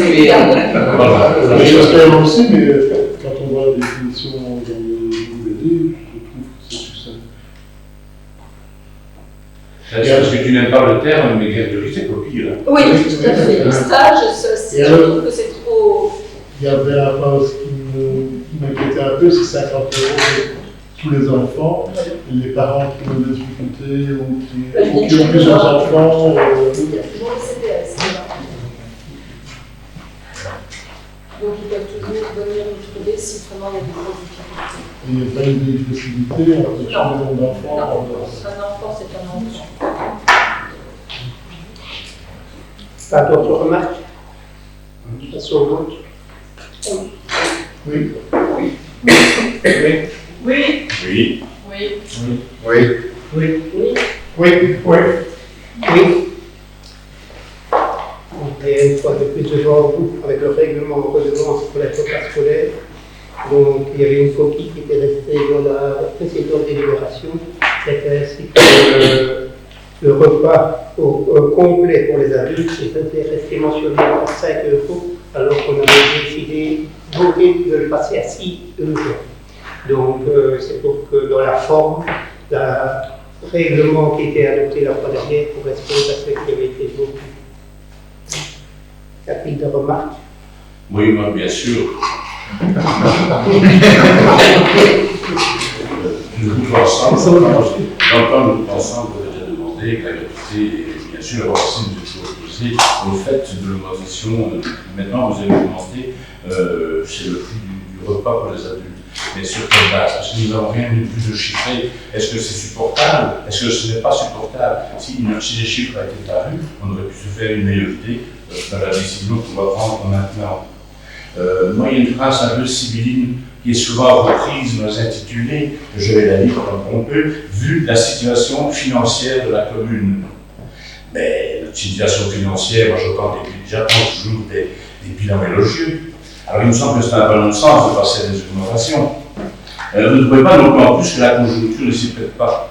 Est-ce que les augmentations sont les bienvenues maintenant? On sait bien que ça va mal, que des augmentations, on a déjà tout plein. Est-ce qu'une augmentation est une de trop? Et pourtant, il y a des solutions. J'ai un petit peu été pioché. Il y avait par exemple l'école des saveurs. Vous savez que l'année passée, la Fédération Wallonie-Bruxelles avait préparé un budget de 2,5 millions pour amener une gratuité de nourriture, une aide dans les écoles qui ont fait la demande. Ça a eu un succès monstre. Beaucoup s'en sont plaints parce qu'ils n'avaient pas été élus. Cette fois-ci, cette année-ci, cette année scolaire, ils ont décidé d'un budget de 12,5 millions, avec quelques petites conditions pour avoir accès, par exemple, servir de l'eau aux enfants, c'est une bonne chose qui nous semble. Donc on arriverait à une gratuité pour les enfants. Ce projet, c'est pour les premières, deuxième années, ainsi que les gardiennes. Est-ce que vous avez pensé à ça? Est-ce que vous l'avez fait? Est-ce que vous êtes au courant de cela? Parce que j'ai un petit problème. Les inscriptions pour cela se clôturaient le 19 juin. Donc, on a peut-être coupé ici l'occasion d'avoir une rentrée financière par pied derrière, parce que maintenant c'est 12,5 millions qui sortent. Alors vous ne trouvez pas qu'il aurait fallu faire un effort de ce côté-là? Et bon, il y a une oreille perfide, il vient de siffler dans l'oreille. Hier, dans votre commune, je l'ai marqué, il est bien moins cher de louer à l'année un château que de s'offrir un bol de soupe. Alors bon, je trouve que c'est dommage. On a raté une occasion là. Bon, par rapport Atelier des saveurs, c'est ça? S'il vous plaît? Atelier des saveurs, c'est ça? Oui, ça s'appelle Atelier des saveurs. C'est un appel à projet. Oui, mais c'est la soupe qui était fournie à 10 h du matin avec une obligation de transport. Non. Vous gérez le problème comme vous voulez et vous recevez 3,50 €. Et alors, par rapport à l'augmentation ici, proprement parlé, on parle de 6 € pour les adultes. Non. On va dîner. Mais moi, va dîner à 6 €. Moi, je me dis ça si je veux le climat. Non, mais bon, je te dis, va dîner à 6 €. Pas trouver, tu sais, dîner à 6 €. Ça devrait être un avantage en appui qui devrait être taxé dessus. Ah, ben ça, ça ne change rien. Vous vendez des choses pour les enfants. Chèque repas, les enseignants non. Oui, mais on ne va pas me revenir encore avec les enseignants, les pauvres petits enseignants qui sont payés par la communauté française. Ce n'est pas ma compétence, je l'ai déjà dit plusieurs fois. Tu l'as dit tout à l'heure, tu avais déjà évoqué 25 fois le même problème. Moi, je vais te dire, c'est la 25e fois que je te réponds aussi sur le même problème. Les enseignants, c'est payé par la communauté française et qui s'adressent à leurs syndicats et à la communauté française. C'est pour ne pas revenir vers la commune en disant les petits, on n'aura pas fourni des masques, les petits, ils n'ont pas assez. Donc, ils ont un pouvoir qui est leur patron financier, que le patron financier paye. Moi, ce n'est pas la commune qui va faire l'effort par rapport à ceci. C'est un fameux avantage d'accorder un repas adulte à 6 €. Il manque un chiffre alors. Je veux bien revenir un peu sur le prix du potage, parce que moi je suis stupéfait de cette somme d'1 € pour un potage. Quand on voit que dans des communes à côté, c'est 0,5 à Wenner aussi. Attends Philippe, ça c'était les prix avant la rentrée scolaire. Non, j'ai les prix maintenant qui ont été donnés par le collectif Développement Cantine Durable qui sont avec des produits bio que nous avons reçus. Qui coûtent. Oui, attends, non, on ne parle pas de ceux-là, on les a reçus, on a vu comment ils étaient encadrés. Mais apparemment ça fonctionne, je m'explique que ça fonctionne. Ça fonctionne. Partout, c'est dans les. Même la responsable que je me suis renseigné, c'est 0,43 cents pour les maternelles et 0,53 cents. Par rapport à quelle population, à quelle fréquence de population les écoles communales. Oui, mais bon, par rapport à combien d'élèves, c'est ça que tu dois regarder. Quand tu fais une production comptable, tu dois t'orienter au niveau budgétaire, eh ben, tu as un montant incompressible. L'installation, le personnel. On est d'accord. Et bien, celui-là, tu le fais en fonction du nombre d'élèves que tu as. Alors, par rapport, pour répondre à Serge, par rapport à la situation budgétaire de la commune, c'est par rapport à ce volet-là de production. On aurait pu être plus détaillé par rapport au coût, l'augmentation du coût budgétaire pour la fabrication des repas. Il y a l'indexation des salaires, il y a coût de l'énergie, donc il est normal qu'il y ait une augmentation à ce niveau-là. Donc on ne prend pas la... Mais sûr, il y a la commune de prendre une toute part. Il y a plus l'empêchement que la commune décide de subsidier. Ah, bien sûr. Le collège en coûte bien. Maintenant, le prix, c'est 0,47 maintenant. Où, par exemple? Partout. Si on s'arrête à l'aider, oui, mais ça dépend d'où vous commandez vos légumes, je vais sûr, mais si vous avez un marché d'appel d'offres pour les légumes qui est vu régulièrement, en bio, en local, on s'arrête de 3,25 à 3,50 de kilos de légumes.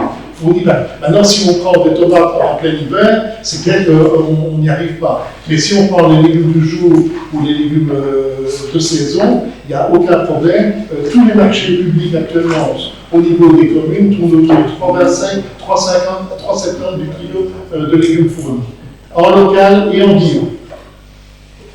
Ça, je peux vous donner plein de références. Alors, il y a un autre point aussi, c'est qu'on sait très bien avoir se renseigner si vous avez eu Green Deal, qui fait une promotion au niveau des cantines scolaires qui se mettent dans un système durable et qui octroie une prime de 50 cents par repas et par jour.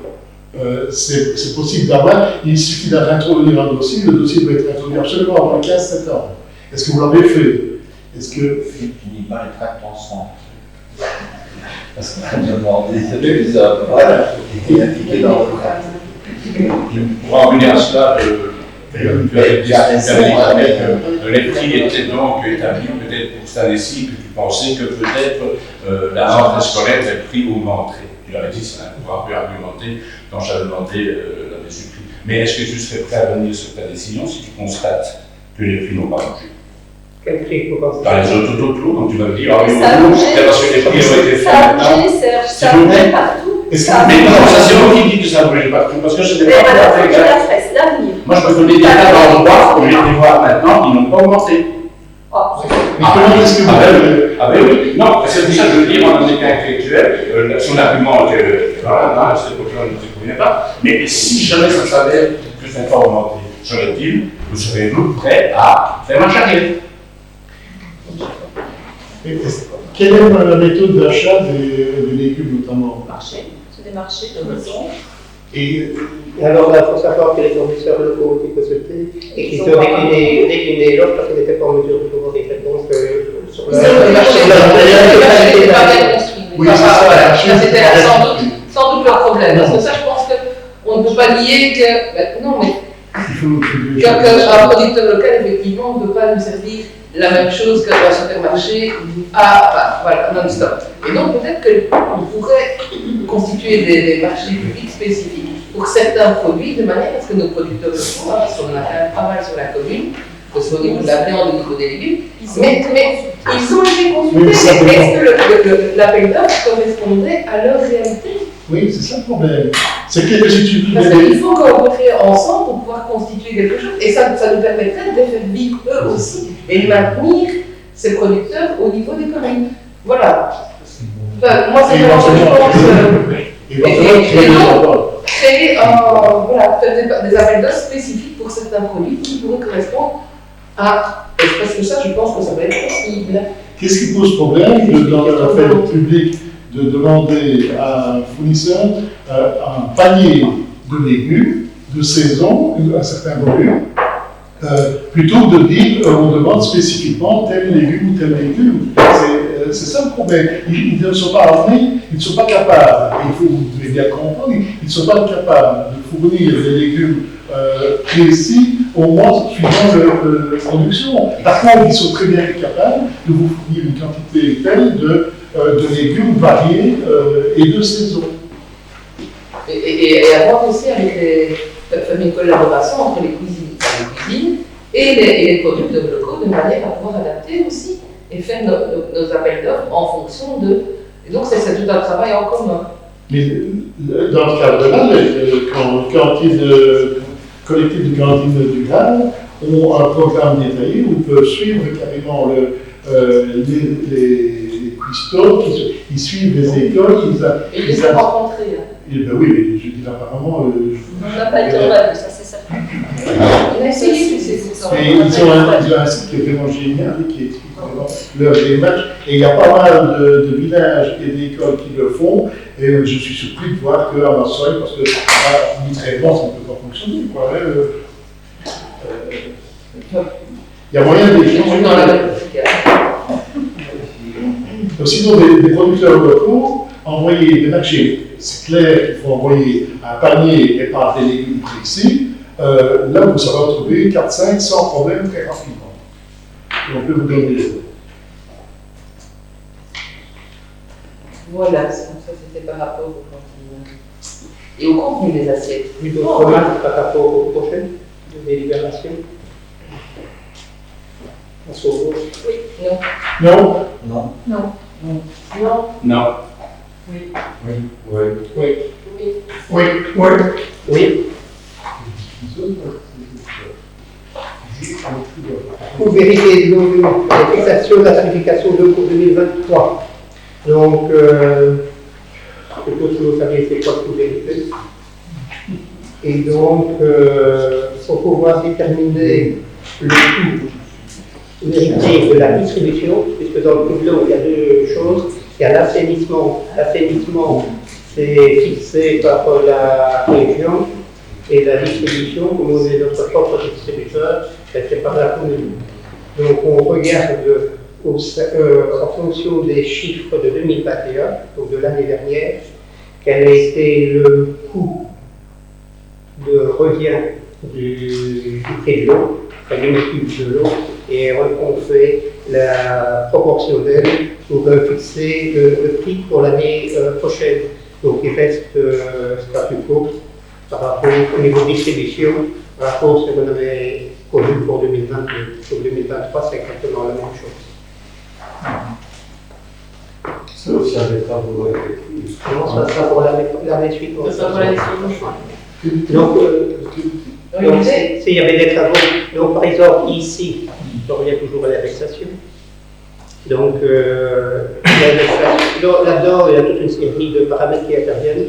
Entre autres, le prix d'achat de l'eau auprès de la SODE que nous devons opérer, mais également le coût horaire du personnel fauteuilier qui est mis en place. Donc là, il y a déjà une forte indexation. Donc cette répercussion-là sur le prix, c'est une des composantes, il n'y a pas que cette composante-là. Sur le prix du coût de distribution pour l'année 2022 impactera le prix de 2024. Au niveau des canalisations, où on en est, elles sont bien changées, les anciennes actuellement. On fait l'effort tous les Où ans. on en est, leur pourcentage, par exemple. C'est variable de village à l'autre. Ici à la Somme, c'est 80%. 80%, oui. À Grenoble, c'est aussi 80%. Avant, ça a été des nouvelles Covid il y a une vingtaine d'années. Là, on fait 90%. À Serres, on a fait beaucoup de travaux pour organiser un peu la situation. Là, ce sont les réservoirs qui ont été beaucoup affectés. On est en train, on finit de rénover pour avoir une meilleure qualité de l'eau. On fait beaucoup de choses. Donc, Corentin, vous avez expliqué au conseil précédent comment évoluer ce là. C'est vrai qu'il y a eu des investissements ici, sur cette année-ci, dans la gestion informatisée. C'est aura de la répercussion sur les aspects du prix de revient de l'eau. Mais grâce à ça, on devra probablement en acheter moins. Donc là, il faut faire toute l'analyse, on pourra dire maintenant, est-ce qu'en 2024 ça va augmenter ou pas? Peut-être. Quelle est la situation par rapport à la sécheresse? Les captages Ça va, c'est bon. Mais disons qu'on est réagi quand même pour l'eau pour les avions. Alors les gens sont irrespectueux, on fait n'importe quoi. J'en ai pris 4 hier, ils arrosaient leur eau, on ne savait pas. Je dis quand vous rentrez chose, il va manquer de l'eau, on ne savait pas. Et voilà. Mais de manière générale, c'est valable pour tout le monde. Que tu aies ton propre fruit, que tu as assez d'eau de pluie, tout le monde doit faire gaffe à l'utilisation de son eau. Alors, on demande si on prend un arrêté de police pour régir la consommation d'eau. Je veux dire, ça tombe sur le bon sens.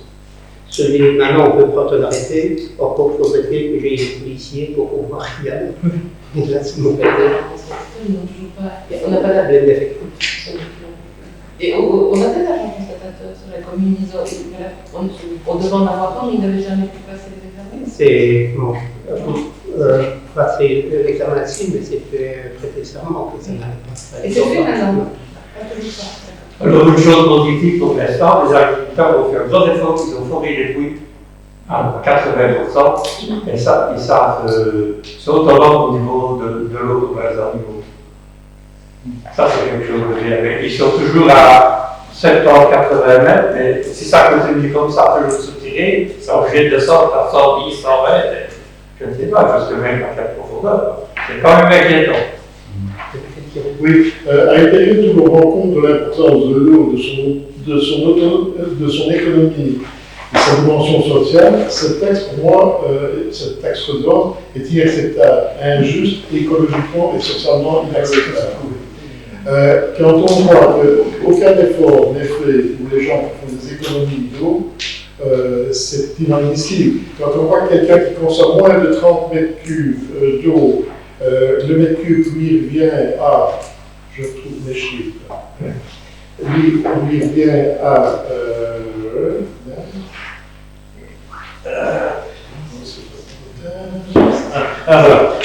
moins de il revient à 4,85 € le mètre cube.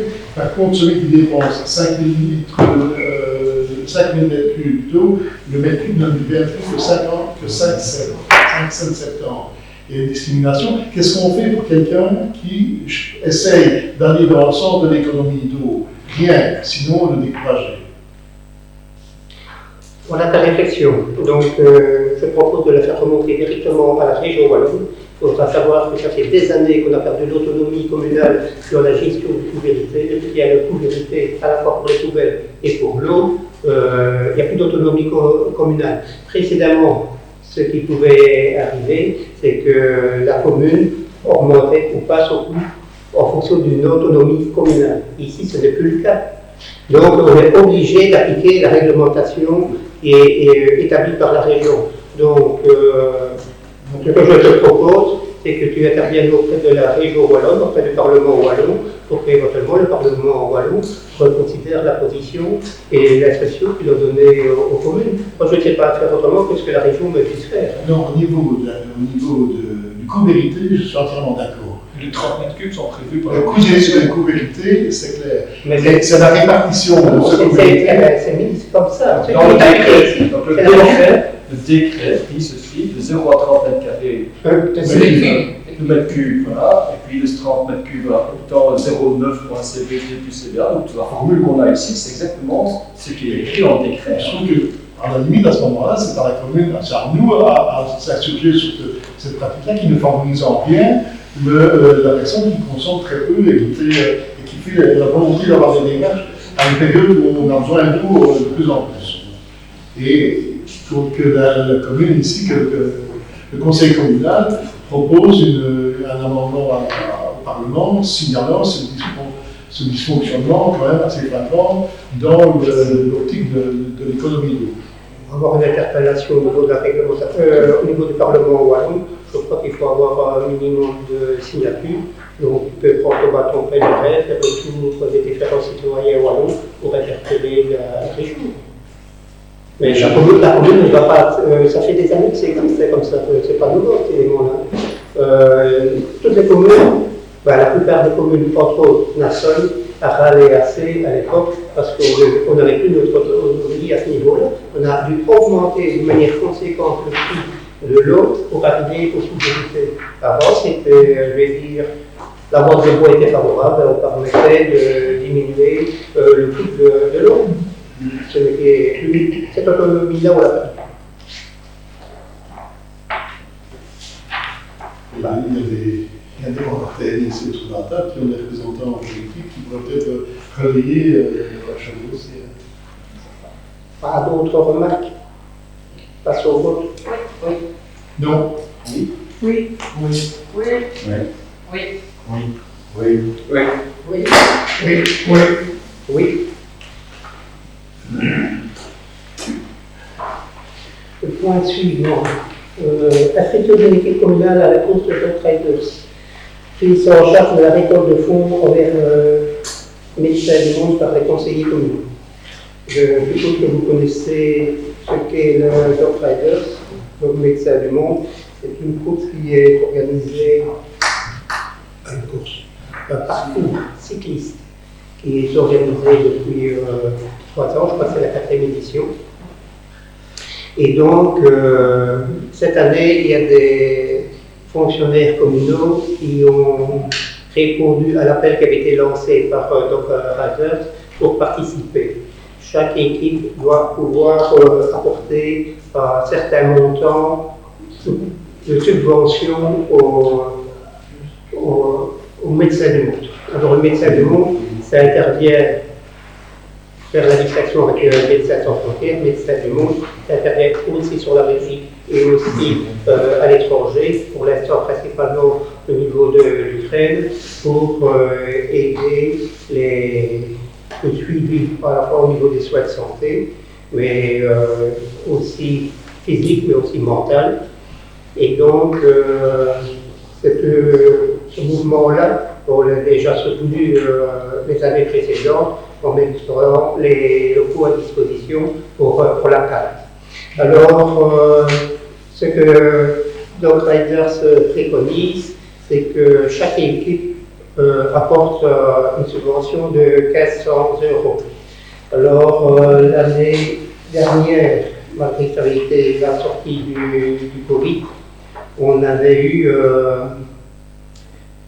96 équipes qui avaient participé, ça avait permis de récolter 200 161 €, et ça faisait une moyenne par équipe de 2233 €.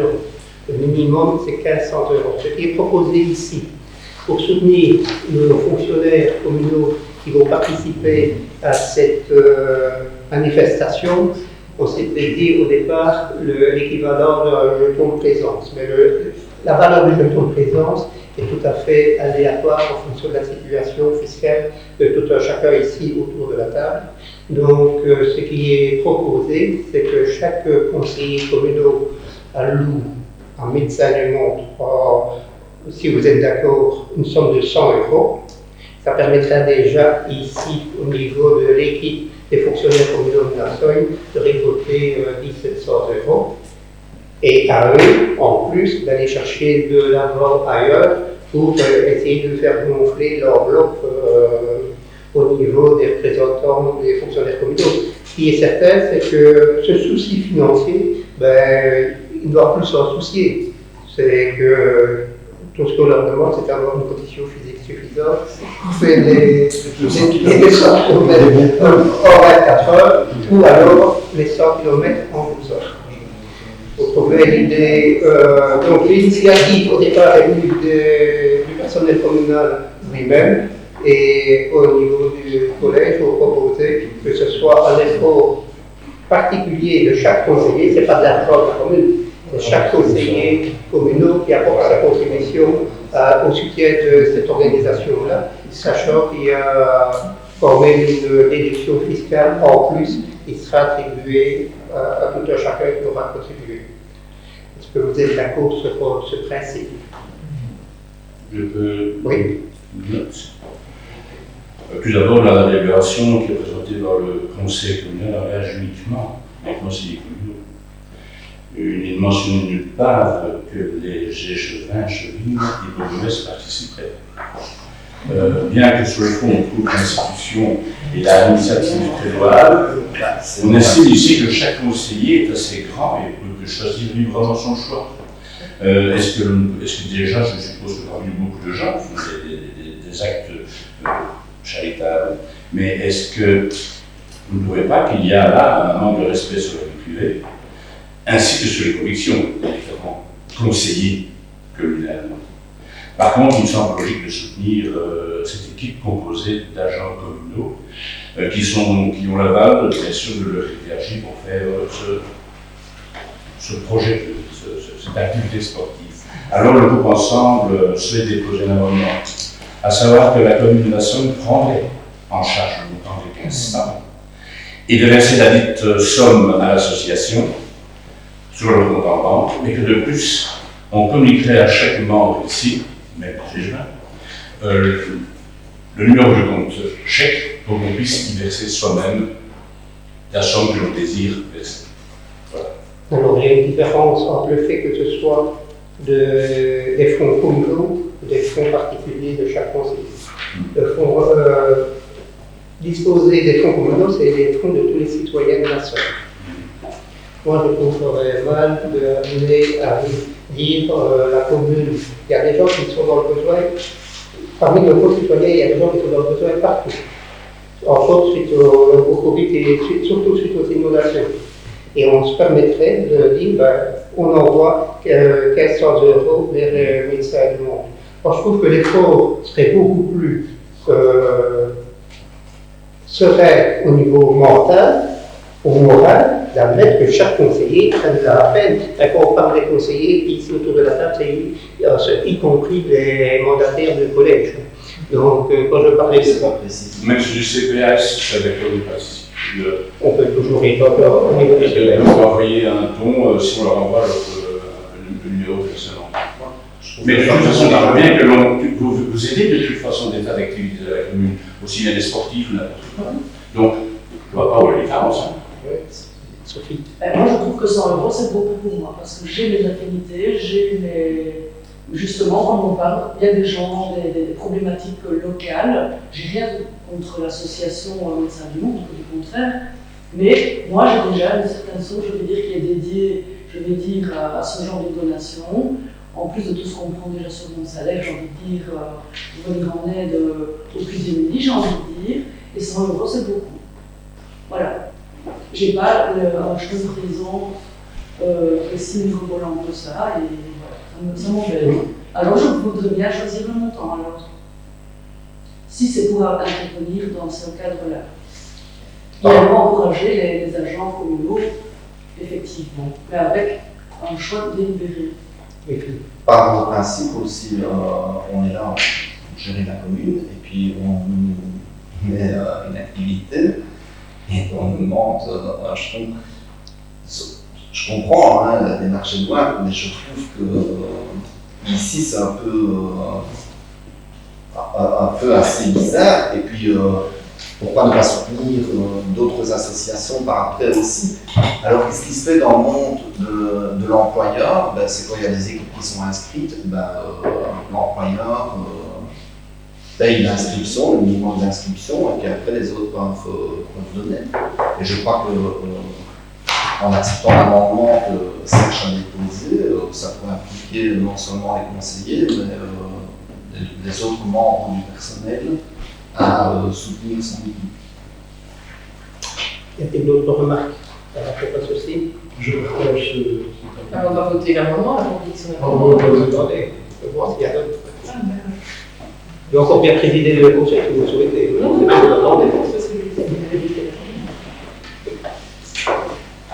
pas de remarques. Donc je mets l'amendement de Serge au vote. Oui, oui. Oui. Oui. Oui. Oui. Oui. Non. Non. Non. Non. Non. Et alors je mets la proposition qui a été établie par le collège au vote. Oui. Je pense que... non. Non. Non. Oui. Oui. Oui. Oui. Oui. Oui. Et donc, ici, la personne nous adressera un mail en indiquant le montant que. Le numéro de compte sur lequel il faut verser, en fait, il faut verser directement sur le site, en mettant que vous soutenez telle équipe. Et donc vous nous imposez. Non, impose pas, c'est maintenant. Il n'y aura pas de contrôle de police pour Je n'aurai pas de contrôle, ça ne passe pas par le compte de la commune. Ça arrive directement sur le compte de Médecins du Monde et de notre aide. Le point 11.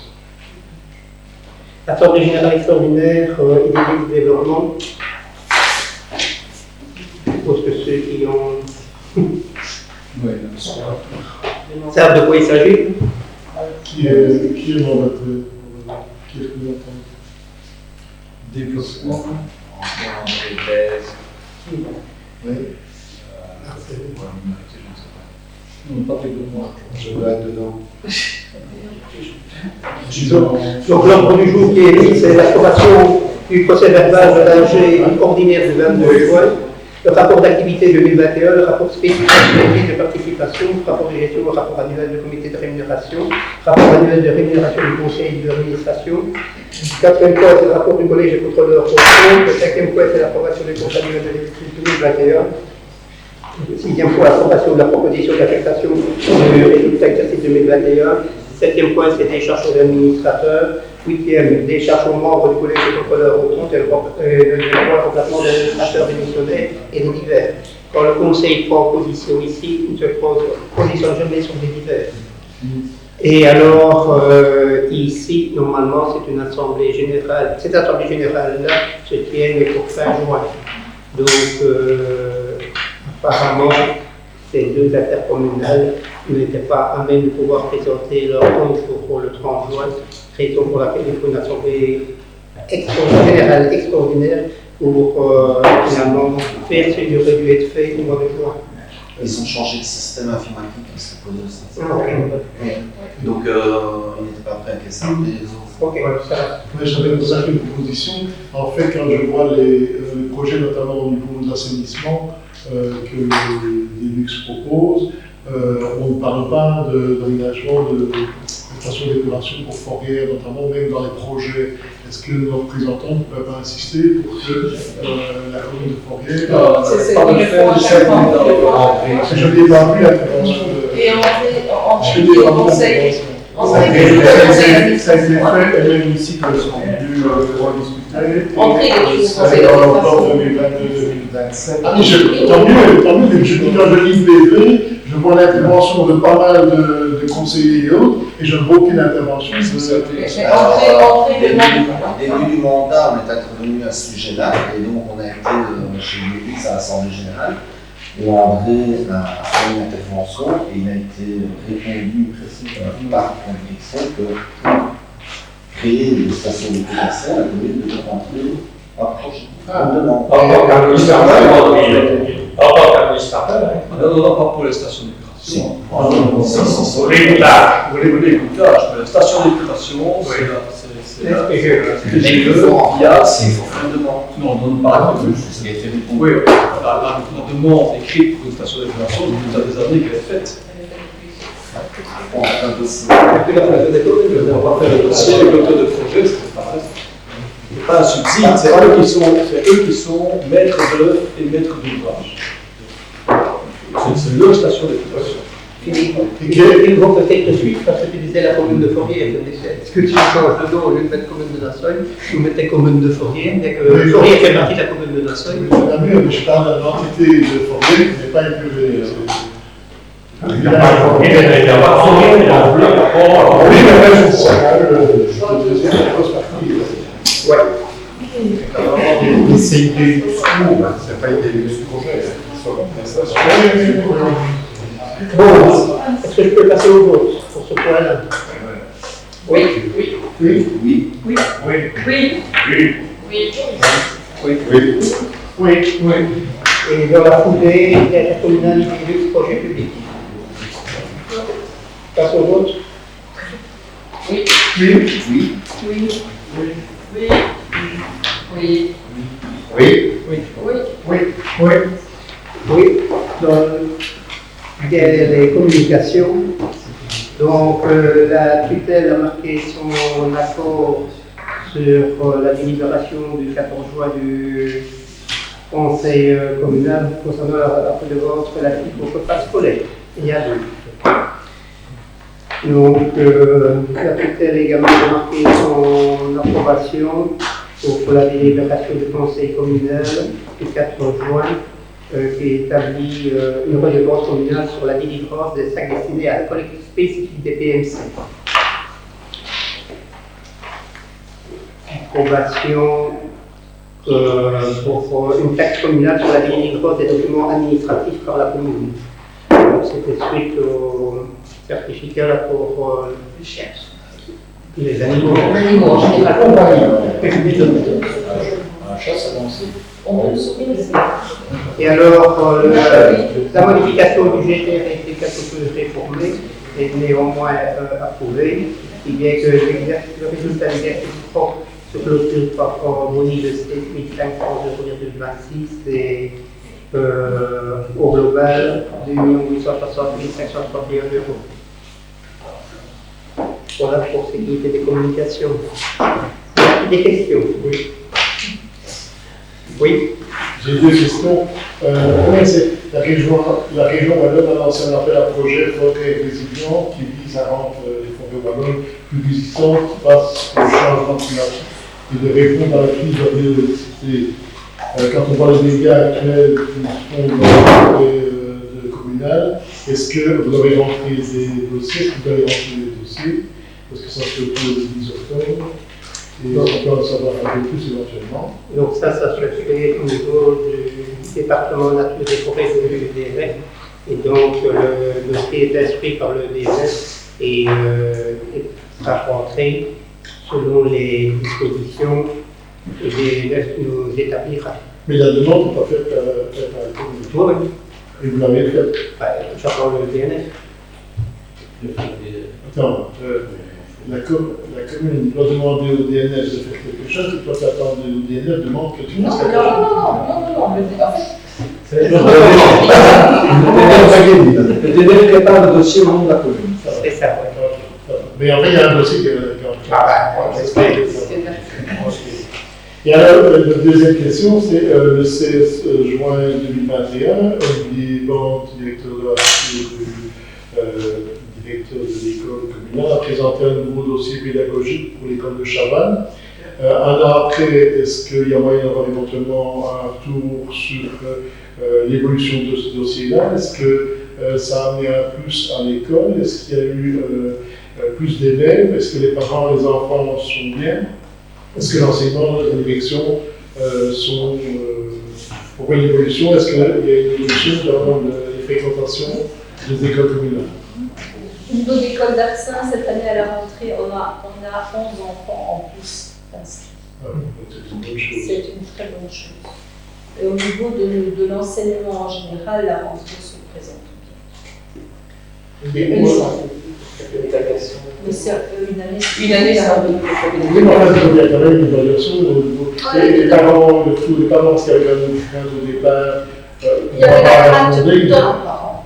Ah. Il y avait un parent qui n'était pas. Et l'enfant partait, donc voilà. Mais les autres parents sont tout à fait contents. Et est-ce qu'il y a une évolution qui est envisagée pour les autres écoles, pour les autres implantations? Pour le moment, non. D'abord, il faut que ce soit le souhait des enseignants qui sont dans les implantations, parce que tu peux pas proposer ce genre de choses dans toutes les écoles, ça n'ira pas. Chaque enseignant a sa façon de travailler et voit les choses. Et chaque école travaille à sa façon. On ne peut pas imposer ça dans toutes les écoles de la commune. Au mois de juin, c'est ça que le directeur d'école sont venus présenter au devant le conseil communal? Le 16 juin 2021 avec Ah non, ils sont venus ici. Non, le directeur sont venus présenter au collège. Ah, le plan pilotage. Non. C'était encore avant. C'était à Wicklow. Mais au niveau de l'évolution, ça c'est très favorable. J'ai 11 enfants. En Ils plus. ont 11 enfants de plus.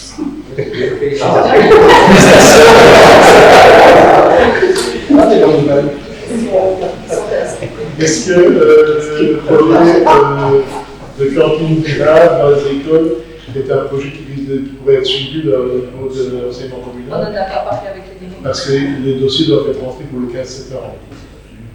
Et j'ai éventuellement toutes les procédures, il faut éventuellement, mais il faut vous montrer à ce niveau-là. Je trouve que ça serait un bon point. On avait déjà fait tout ça.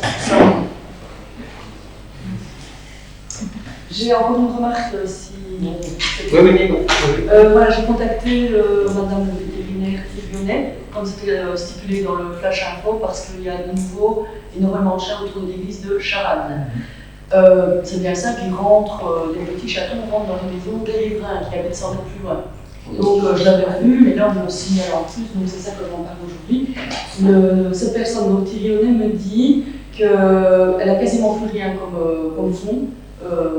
Il y a un appel qui a été fait par la commune pour avoir il y a une certaine somme de la région wallonne. Elle me dit en fait j'ai quasiment tout épuisé, donc elle me dit oui effectivement je peux encore traiter 2 chats et c'est fini. Donc les chats de Chavannes, oui j'ai une cage pour le moment, mais elle traite jamais qu'un chat ou 2 par village, pas tout un nid à la fois. Donc il y a des chats vivants. Oui.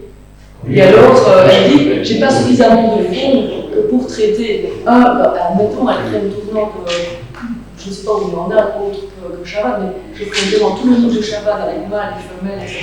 Et puis faire tous les villages. Or ici, c'est des personnes bénévoles qui voient les cages quand elles sont prises, par un animal écrit, qui va le conduire, mais donc c'est plus de bloc. Elle dit, alors entre-temps, les autres se reproduisent, c'est ingérable avec cette situation-là. Elle dit effectivement, il existe un subside de la région wallonne. Si la commune débloque 1 000 €, la région wallonne donne apparemment la même chose, l'équivalent. Ben voilà, donc son message, je vais dire aujourd'hui, c'est que ce n'est pas suffisant ce qui lui est alloué, pour faire un traitement vraiment efficace. Et alors moi aussi, ma proposition, c'est que je vois régulièrement 1 ou 2 camionnettes qui stationnent là probablement pour venir les nourrir. Je me suis déjà dit, je vais m'arrêter pour leur dire, mais arrêtez, parce que vous entretenez alors ce fléau quelque part. Et alors du coup, pourquoi pas nous permettre aussi un panneau, pourquoi pas mettre avec veuillez s'il vous plaît ne pas nourrir les animaux, et cette personne donc ici, Madame Thierry disait, pourquoi pas mettre carrément un comité de police et pourquoi pas menacer d'une amende, parce qu'elle dit c'est vraiment un problème ces gens qui nourrissent les chats sauvages. Donc elle appuie vraiment cette idée de panneau. Limite, c'est carrément une sanction pour ceux qui continuent à faire ça. Voilà la suggestion. Il y a des sociétés pour ça. Mais je sais qu'au niveau de c'est vrai que tout est utilisé. Oui, 135 € la stérilisation d'un chat, je crois. Elle fait un peu moins, elle m'a dit. Oui, mais c'est le prix moyen avec 1 000 €, on fait bien. C'est ça qui est. Il y a des sociétés extérieures. Il y a un numéro de téléphone, il faut chercher. Ah oui, c'est pas madame qui avait compris. Ce que je veux dire, c'est que 1 000 €, c'est pas beaucoup. C'est vraiment par rapport au nombre de chats et c'est pas beaucoup. Qui est élevé. Je sais, mais non, c'est par rapport à la région wallonne que je parle.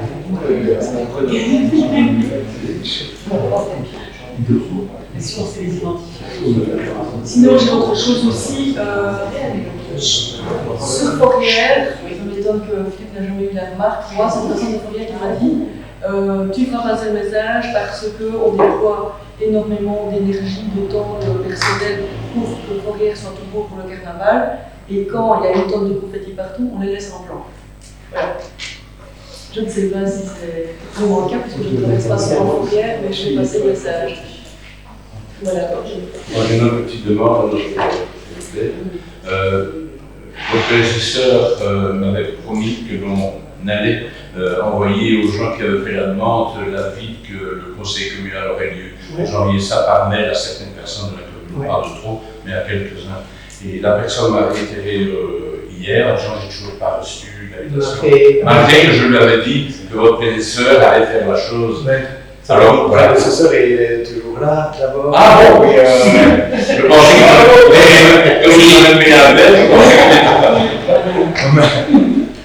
Mais comment la même personne m'a fait la remarque tout à l'heure, donc je communiquerai les coordonnées. Il y en a au moins 2. Oui, il y en a au moins 2, c'est pas beaucoup. Mais est-ce que dans la revue de la commune, vous ne créez pas une petite annonce en disant que les gens qui veulent être avisés pourraient le recevoir par mail chez eux? Ils ont un travail, ça renforcerait peut-être la présence, sait-on jamais.